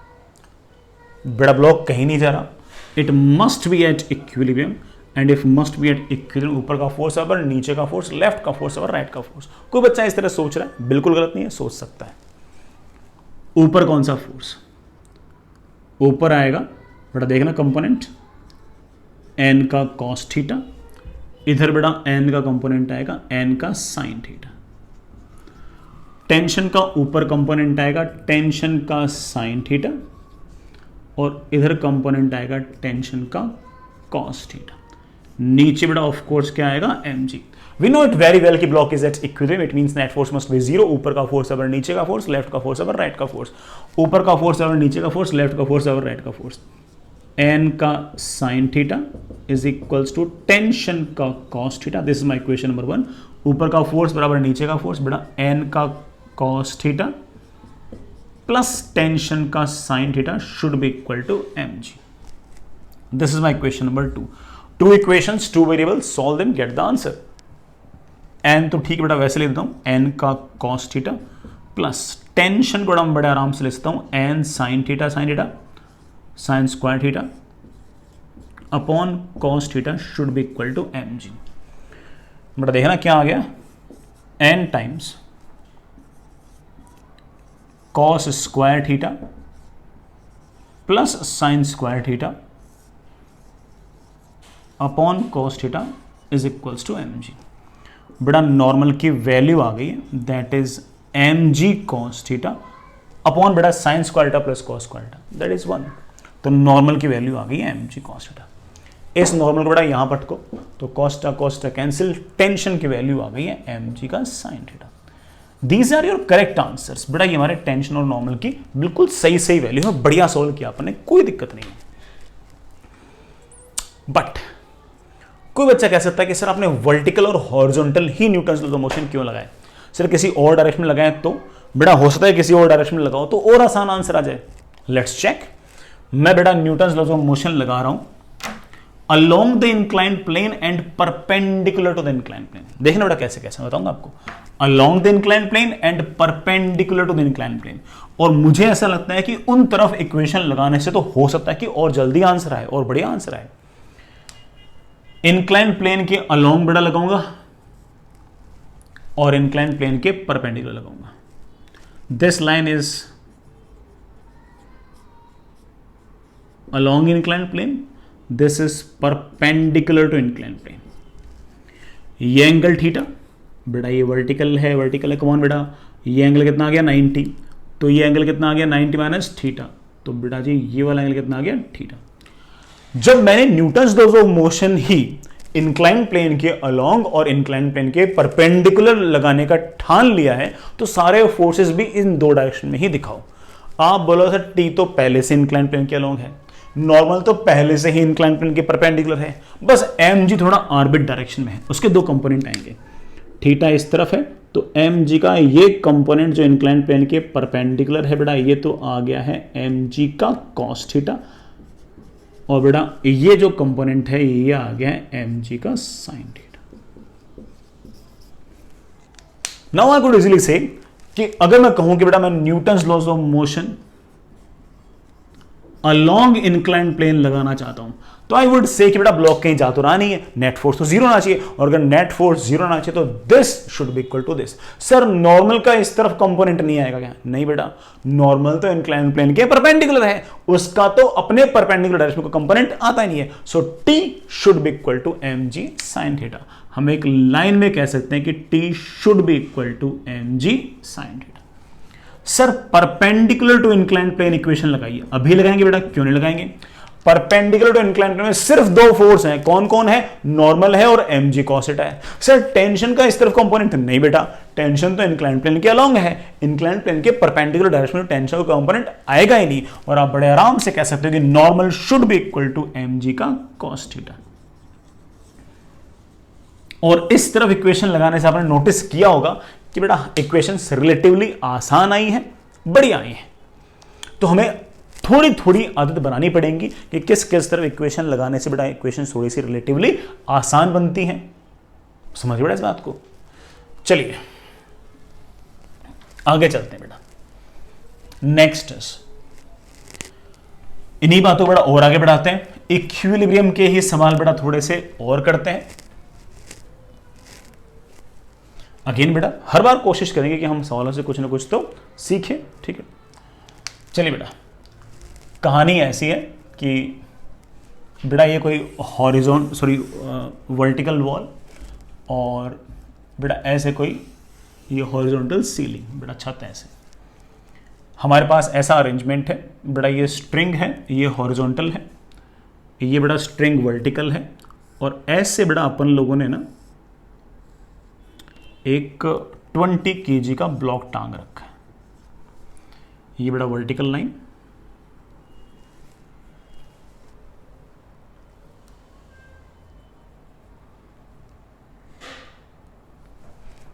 ये एक और स्ट्रिंग,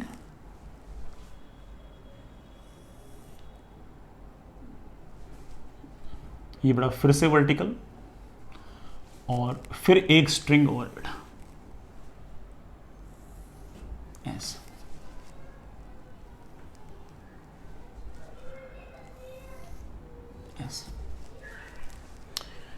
बेटा this is string 1, this is 2, बेटा this is 3, this is making angle 37 degree with the vertical, this is making angle 37 degree with the vertical, this is string number 4, but this is string number 5, and this is your angle 53 degree.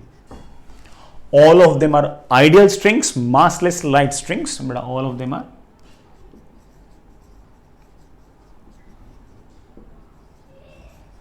ideal strings. ठीक है ना, सारा system इस तरह से लटका रखा है। Of course 20 kg block is at rest, find tension in each string. बेटा हर रस्सी के अंदर हर स्ट्रिंग में टेंशन निकाल लीजिए, निकाल लेंगे यार।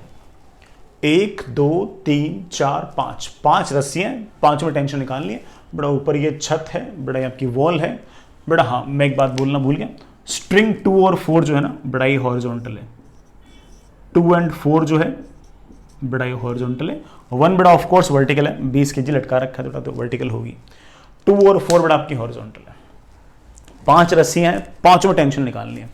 आपको ऐसा लगना नहीं चाहिए कि यार ना सर सारे सवाल हमसे करवा लेते हैं, तो मैं एक काम करता हूँ, 500 सवाल में से एक सवाल मैं कर लेता हूँ। इस रस्सी में टेंशन मैं बताऊंगा 200 न्यूटन आएगी, बाकी 4 आप कर लो, ठीक है। बड़ा बाकी चारों स्टार्ट हो जाइए, उनको बड़ा कीजिए, निपटा दीजिए। स्ट्रिंग 2 और 3 में टेंशन निकालने के लिए आपको बड़ा इस पॉइंट की एफबीडी बनानी पड़ेगी। स्ट्रिंग 4 और 5 में टेंशन निकालने के लिए आपको बड़ा इस पॉइंट की, बेटा पॉइंट बोल दो, नोड बोल दो, उसकी एफबीडी आपको बनानी पड़ेगी।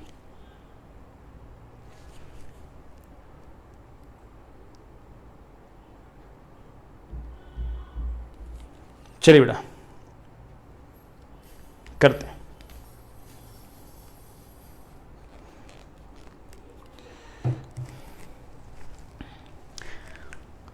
स्ट्रिंग 1 में तो बड़ा सब बच्चों ने सोच ही लिया होगा कि इस 20 kg के ब्लॉक पर सबसे पहले नीचे की तरफ आएगा mg। That mg is 20 into G, बेटा जी कुछ नहीं बोल रखा, 10 लो, but that comes out with 200 Newton.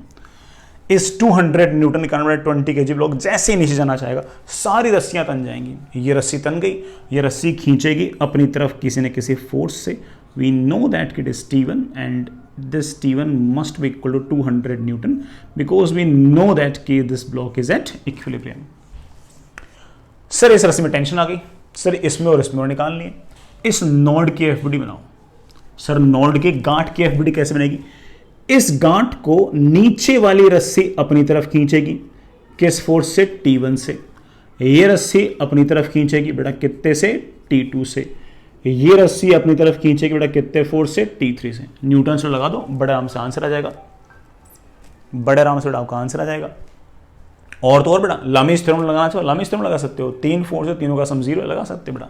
But बेटा ठीक है, मैंने कभी तुम इतना लामीज थ्योरम के इतना कुछ कहा भी नहीं कि बेटा वो सीखो भी, अपन तो ऐसे कर लेते हैं। सबसे पहले नीचे की तरफ T1, बेटा T1 है 200 न्यूटन, T2 है इस तरफ और T3 है ऐसे। T3 ऐसे। T3 के 2 कंपोनेंट हैं, T3 का cos 37 और T3 का sin 37। वी नो दैट कि बेटा नोड इज मासलेस, नोड का मास नहीं है बेटा, net force must be zero, ऊपर का फोर्स और नीचे का फोर्स, लेफ्ट का फोर्स और राइट का फोर्स, ऊपर का फोर्स बराबर नीचे का फोर्स, तो T3 का cos 37 बेटा, cos 37 4/5 should be equal to 200, so T3 comes out to be बेटा कितना आ गया, 250 आ गया, 250 न्यूटन। ठीक है ना, लेफ्ट का फोर्स बराबर राइट का force, T2 should be equal to T3, T3 कितना है 250 का साइन 37 बेटा, साइन 37 इज 3/5, आई थिंक बेटा that comes out be 150 newton बेटा, T2 आ गया। सर मुझे रस्सी 4 और रस्सी 5 में भी टेंशन चाहिए बेटा, चाहिए तो एक काम करो, इस नोड की एफबीडी बनाओ बेटा, इस नोड को देखो, पकड़ो बेटा कौन से फोर्स है।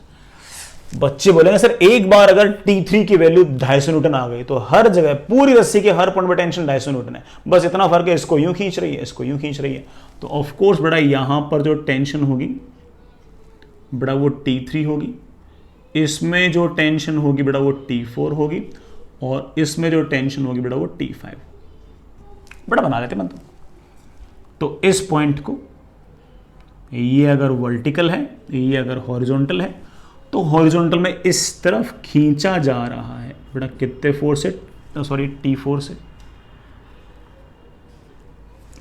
इधर खींचा जा रहा है T3 से, T3 बेटा कितना 250 था क्या, 250, ये वाला एंगल 37, T5 है बेटा ऐसे,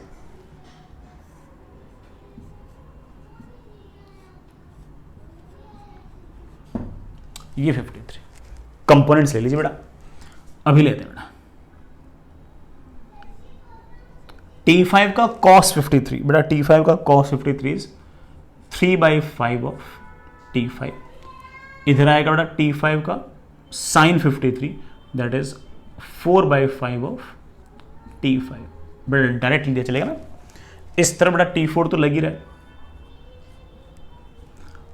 250 के दो कंपोनेंट आएंगे, इधर 250 का cos 37 बेटा, इस तरफ 250 का sin 37, sin 37 इज 3/5 बेटा, 3/5 ऑफ 250 इज 150, इधर बेटा आएगा 250 का cos 37 बेटा दैट इज 200। हम जानते बेटा ऊपर का फोर्स बराबर नीचे का फोर्स, लेफ्ट का फोर्स बराबर राइट का force, we could easily say कि 3/5 of T5 should be equal to 200 and it gives me the value of T5 to be 1000/3 Newton, it is your 1000/3 बेटा, 1000/3 है ना, हाँ बेटा, लेफ्ट का फोर्स बराबर राइट का force, it gives me T4 plus 150 should be equal to 4/5 of T5, T5 is 1000/3,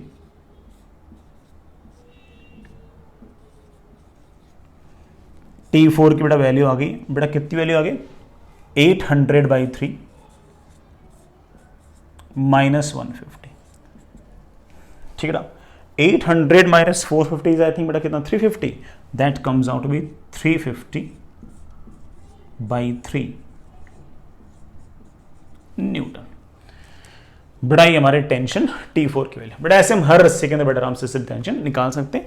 main चीज बेटा सिर्फ और सिर्फ ये कि ना हमें न्यूटन लॉ ऑफ मोशन लगाना ना चाहिए, एफबीडी अपन लोगों से बननी चाहिए, ठीक है ना। आगे चलते हैं बच्चे,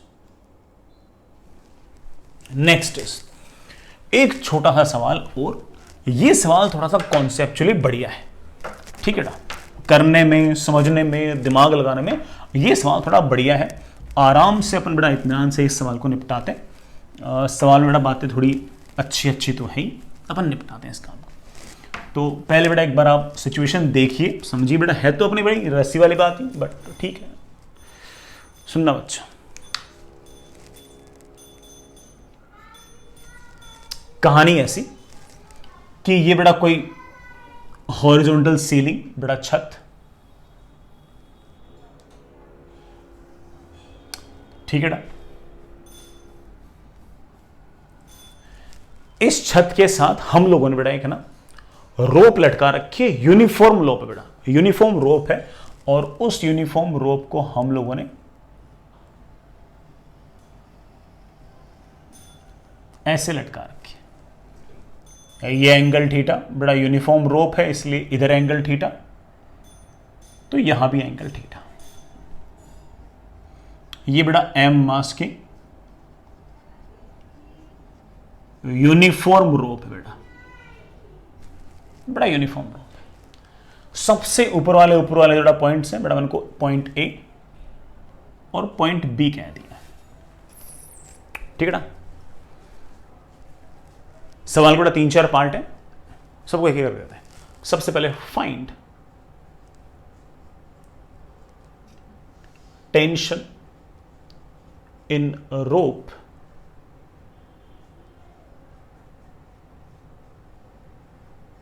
eight points A and B.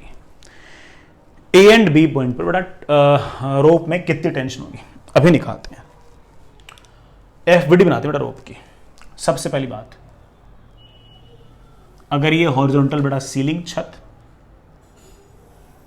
और बेटा अगर ये रोप, इस रोप पर सबसे पहले कौन सा फोर्स, आप बोलोगे सर रोप पर सबसे पहले नीचे की तरफ लगने वाला mg, तो चलिए बेटा इस रोप पर सबसे पहले mg दिखा दो। मास बेटा दे रखा है,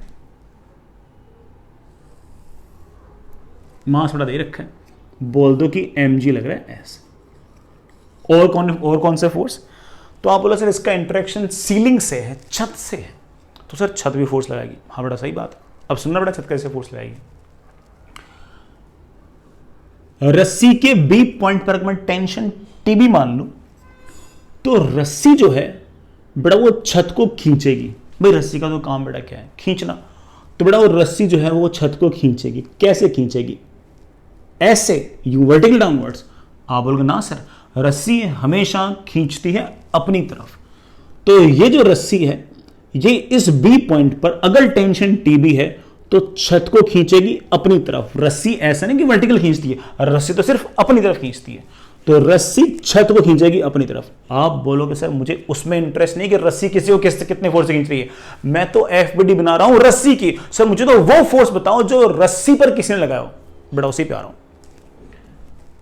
बी पॉइंट पर रस्सी छत को खींच रही है अपनी तरफ टीबी फोर्स से, तो by action reaction pair, by Newton's third law, छत जो है, जो सीलिंग है बेटा, वो इस बी पॉइंट पर रस्सी को खींचेगी अपनी तरफ बेटा ऐसे टीबी से। आई होप बेटा तुम समझ गए इस बात को। And this angle is theta बेटा, this angle also comes out with theta. इस बी पॉइंट पर रस्सी ने सीलिंग को खींचा ऐसे, तो सीलिंग ने बेटा इस बी पॉइंट को खींचा ऐसे। मुझे फोर्स किस पर दिखाने, सीलिंग पे दिखाने या रस्सी पे दिखाने, तो रस्सी पे दिखाओ। किसने लगाया, सीलिंग ने बेटा। This is the force by ceiling. ये बेटा तेरे पास ए पॉइंट है, यही कहानी बेटा यहां पर। इस ए पॉइंट पर अगर टेंशन टी है तो रस्सी सीलिंग को खींचेगी अपनी तरफ, वर्टिकल डाउनवर्ड्स नहीं, अपनी तरफ। और अगर बेटा ए पॉइंट पर इस तरफ अपनी तरफ टीए फोर्स से खींचोगे तो ऑफ कोर्स छत भी अपनी तरफ खींचेगी। और छत कितने फोर्स से, इक्वल एंड अपोजिट फोर्स से, तो छत बेटा ऐसे खींचेगी किसी न किसी फोर्स टीए से। दिस फोर्स इज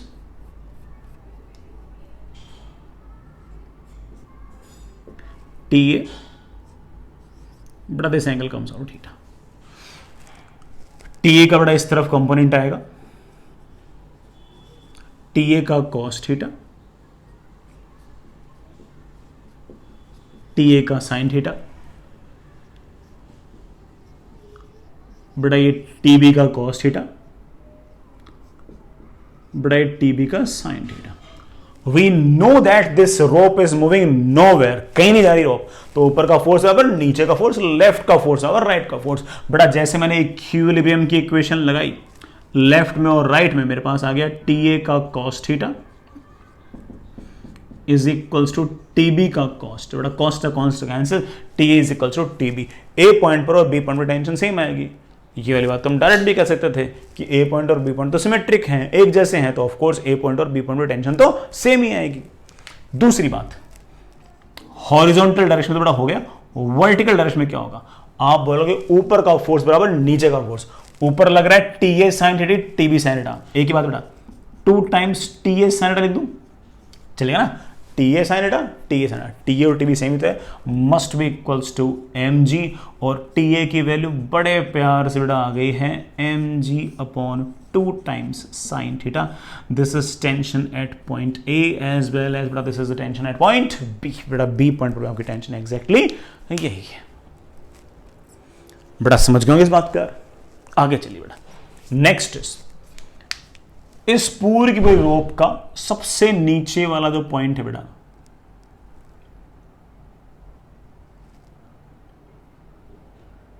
बेटा पॉइंट सी है, सबसे नीचे वाला पॉइंट. बेटा सी जो पॉइंट है ये मिड पॉइंट है. Find tension in the rope at point C. बेटा पॉइंट सी पर टेंशन बताओ तब मजा आए. अगर आप पॉइंट सी पर टेंशन बताओगे तब जाके मजा आएगा बेटा इस बार. तो चलिए बेटा सी पर टेंशन अभी बताते हैं, कोई दिक्कत नहीं है मेरे सी पर टेंशन बताने में, अभी बता देंगे. लेकिन हमने अभी जो पूरी की पूरी रस्सी की एफबीडी बनाई उसमें तो बेटा सी पॉइंट पर टेंशन आई नहीं. हमने सारी रस्सी को पकड़ लिया और एफबीडी बना दी. सिर्फ ए पॉइंट पर और बी पॉइंट पर जो टेंशन थी वही इक्वेशन में आई. सी पॉइंट की टेंशन निकालनी है तो एफबीडी भी ऐसी बनानी पड़ेगी कि सी पॉइंट पर टेंशन आए. तो एक काम करो बेटा, पूरी रस्सी की एफबीडी ना बनाए, सिर्फ आधी रस्सी की एफबीडी बनाए, सिर्फ आधी रस्सी की, सिर्फ आधी रस्सी की. This is your point A, this is your point C. सुनना मेरी बात. कौन से फोर्स, आधी रस्सी है बेटा, कौन से फोर्स बेटा नीचे की तरफ आएगा m/2g. बेटा m/2g क्यों, पूरी रस्सी का मास mg, तो बेटा आधी रस्सी मास कितना m/2g. और कौन से फोर्स, आप बोलोगे सर इस पॉइंट पर तो छत खींच रही होगी सीलिंग, और इस सी पॉइंट पर इस लेफ्ट वाला जो हाफ पार्ट है रस्सी को, उसको राइट वाला पार्ट खींच रहा होगा. इस mg के अलावा 2 फोर्स होंगे, छत के खींचने का फोर्स और इस लेफ्ट वाले हिस्से को राइट वाला हिस्सा खींच रहा होगा. सी पॉइंट पर देख लेंगे. ए पॉइंट पर सीलिंग हम जानते हैं कितने फोर्स से खींचेगी. बेटा कितने फोर्स से खींचेगी, टी ए, और बेटा ये वाला एंगल थीटा, तो बेटा ये वाला एंगल भी तो थीटा आ जाएगा. बेटा वैसे जो निकाल रखा हो यूज कर सकते हो. सी पॉइंट पर टेंशन है टीसी. कितनी टेंशन बेटा, टीसी, वही तो निकालनी है. अगर इस पॉइंट पर टेंशन टीसी है तो इसके राइट वाले जो रोप है वो इस सी पॉइंट को खींचेगी अपनी तरफ. और सबसे लोवेस्ट पॉइंट पर हम जानते हैं कि बेटा ऐसे हॉरिजॉन्टल टेंजेंट बन जाएगा. बेटा क्या बन जाएगा, ऐसे हॉरिजॉन्टल टेंजेंट बन जाएगा. तो वो टेंशन बेटा कैसे होगी, हॉरिजॉन्टली. ये टीसी, ये टीसी फोर्स किसने लगाया है, राइट वाला जो हिस्सा था उसने लेफ्ट वाले हिस्से को अपनी तरफ खींचा है, किसी फोर्स से अपनी तरफ कोई पुल किया है, and that pull is at obviously tension at point C. This is pull by right part of string. जो राइट पार्ट है स्ट्रिंग का बड़ा वो लगा. Fair enough. Right part C point को अपनी तरफ खींच रहा है और जिस फोर्स से खींच रहा है that is tension at point C. अब हम जानते हैं कि हम क्या करने वाले हैं, ऊपर का. अच्छा बेटा एक बात और, कोई बच्चा बोलते सर हर जगह टेंशन सेम होनी चाहिए. सर आपने तो सिखाया था ऐसा. मैंने ऐसा कुछ नहीं सिखाया. मैंने ये सिखाया था कि अगर रस्सी मासलेस हो तो हर जगह टेंशन सेम होती है. अब बेटा रस्सी मासलेस नहीं है, हर जगह टेंशन सेम ऐसा जरूरी नहीं है, है कि नहीं बेटा. आगे की बेटा तुम कहां जानते हो मैं क्या करने वाला हूं. इधर की तरफ टी ए का कंपोनेंट आएगा टी ए कॉस थीटा, इधर की तरफ कंपोनेंट आएगा टी ए का साइन थीटा. हम जानते हैं कि बेटा ये लेफ्ट हिस्सा कहीं नहीं जा रहा, पूरी रस्सी कहीं नहीं जा रही तो आधा हिस्सा कहीं नहीं जा रहा. लेफ्ट का फोर्स बराबर राइट का फोर्स, ऊपर का फोर्स बराबर नीचे का force. This should be equal to this, this should be equal to this. बेटा होता ना, ऊपर का फोर्स बराबर नीचे का फोर्स. बेटा मेरे पास आ गया टी ए का sine theta should be equal to m/2g, और टी ए की वैल्यू आ गई है mg अपॉन 2 साइन थीटा. बेटा ये तो वही आंसर आ गया जो हमारे पास पहले से आ रखा है. लेफ्ट का फोर्स बराबर राइट का फोर्स में बड़े आराम से कह सकता हूं कि T C should be equals to बेटा क्या, टी ए का कॉस थीटा. टी ए की वैल्यू कितनी है mg/2 cos theta upon sine theta. बेटा cos theta upon sine theta of course बेटा कितना, कॉट थीटा. बेटा समझ गए इस बात को? बढ़िया है बेटा, अच्छा है, अच्छा सवाल है बेटा, अच्छी बात है। चलिए बेटा आगे चलें।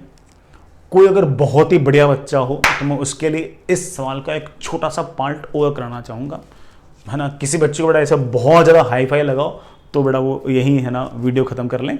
बाकी बच्चे बेटा, है ना, एक चीज़ और देख सकते हो अगर आपको ये सब कुछ समझ में आ गया तो, अगर सब कुछ समझ में आ गया तो, अदरवाइज बेटा यहीं ख़त्म कर लेना, ठीक है। वो ये है कि ये बेटा मैंने एक हॉरिजॉन्टल लाइन खींच दी है ऐसे बेटा, दिस इज हॉरिजॉन्टल। यहां कहीं कोई पॉइंट है डी और ये वाला एंगल है alpha. Find tension in the rope at point D. बेटा पहले बोल दूं, जो बढ़िया बढ़िया बच्चे हैं बेटा वही इसको देखें बेटा, है ना। बेटा किसी को ऐसा लगता हो कि सर मेरे को तो सर पिछले वाले पार्ट में ही सर मैं तो अभी घुमा हुआ हूं बेटा, वो, है ना, आज का लेक्चर बंद कर दें, है ना।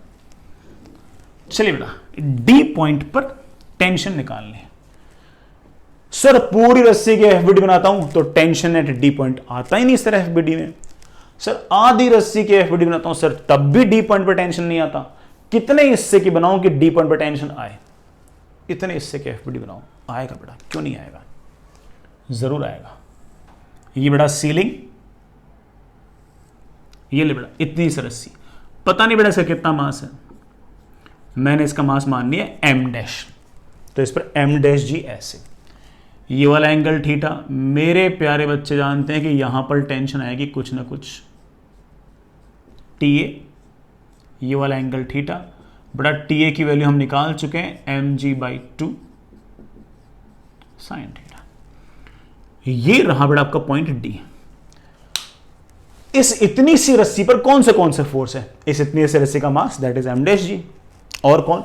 सीलिंग खींच रही है अपनी तरफ, और जो बाकी रस्सी है इतनी वो ऑफ कोर्स खींच रही है अपनी तरफ, और जिस फोर्स से पुल कर रही है, अरे वही फोर्स तो टेंशन एट पॉइंट डी है। तो आप कह सकते हो कि सर इस रस्सी को बाकी वाली रस्सी अपनी तरफ किसी न किसी फोर्स से खींच रही है, और सर वही तो टेंशन एट पॉइंट डी है, उसे हम टी डी लिख देंगे, और सर वही तो मुझे निकालना है। और सवाल में हमें यह दे रखा है कि बेटा this angle is alpha and that's it. बहुत है, इतना हमारा काम चल जाएगा। अब बेटा हम सारी कहानी जानते हैं कि हम क्या करने वाले हैं। इस इतनी सी रस्सी पर बेटा कौन से फोर्सेस, बेटा देखना कौन से फोर्सेस, इतनी सी रस्सी पर कौन से फोर्सेस। सबसे पहले एम डैश जी, टी डी के दो कंपोनेंट आएंगे, इधर की तरफ आएगा बेटा टी डी का कॉस अल्फा, नीचे की तरफ आएगा बेटा टी डी का साइन अल्फा। और कौन से फोर्स बेटा? ओ बेटा ये एंगल थीटा था तो ये angle theta, M G by 2 sine theta. बेटा ये आपका टेंशन एट पॉइंट ए है, इसके दो कंपोनेंट आएंगे, ये वाला कॉस थीटा बेटा, ये वाला साइन थीटा। तो ये वाला बेटा सबको नजर आ गया होगा कितना आएगा बेटा, ये तो एम जी बाई 2 ही आ जाएगा, और बेटा ये कितना आ जाएगा M ji by 2 upon sine theta का cos theta, M G by 2 का कॉट थीटा। हम जानते हैं कि ये वाला हिस्सा कहीं नहीं जा रहा, ऊपर का फोर्स बराबर नीचे का फोर्स। अगर बेटा ने ऊपर का फोर्स बराबर नीचे का फोर्स किया तो बेटा ये एम डैश जी तो पता ही नहीं है, तो बेटा कोई फायदा नहीं हुआ। हाँ, लेफ्ट का फोर्स बराबर राइट का फोर्स, बेटा मैंने जैसे ही हॉरिजॉन्टल डायरेक्शन में न्यूटन लॉ ऑफ मोशन लगाया, मैं कहूँगा लेफ्ट का फोर्स बराबर राइट का फोर्स, और मेरे पास बड़े इत्मीनान से आ गया एम जी बाई 2 का cot theta should be equal to T D का कॉस अल्फा। तो डी पॉइंट पर टेंशन बड़े इत्मीनान से आगे बेटा मेरे पास M ji by 2 cot theta upon cos alpha. बेटा this is tension at point D.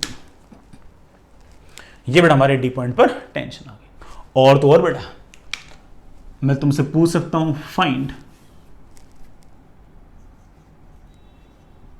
Mass of portion A D. A से डी तक जो पोर्शन है उसका मास बताओ। तुमको सर अब बता देंगे।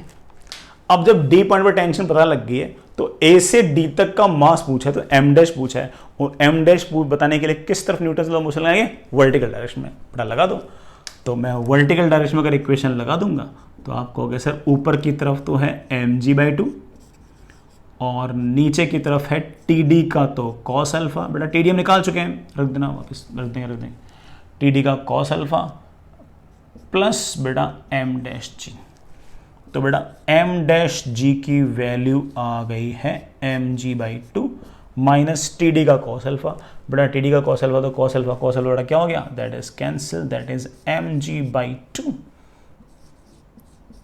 cot theta. बेटा G से G कैंसिल, बेटा m' की वैल्यू आ गई है m/2 1 माइनस cot थीटा।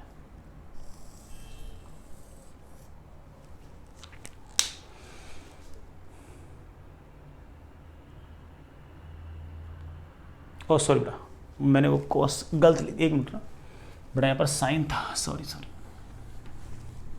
हाँ बेटा वापस से लिखना, मेरे पास था mg/2 ऊपर की तरफ, नीचे की तरफ बेटा क्या है m' प्लस TD का साइन अल्फा। बेटा TD का साइन अल्फा क्या है, mg का cot theta upon 2 sign alpha upon cos alpha is tan alpha. बेटा tan अल्फा आएगा डाउट, ठीक है, गलत लिख दिया बेटा। G से G कैंसिल और m' की बेटा वैल्यू आ गई m/2 1 माइनस बेटा क्या cot थीटा tan अल्फा। ये बेटा अपना आंसर आ गया बेटा, this is m/2 1 minus cot theta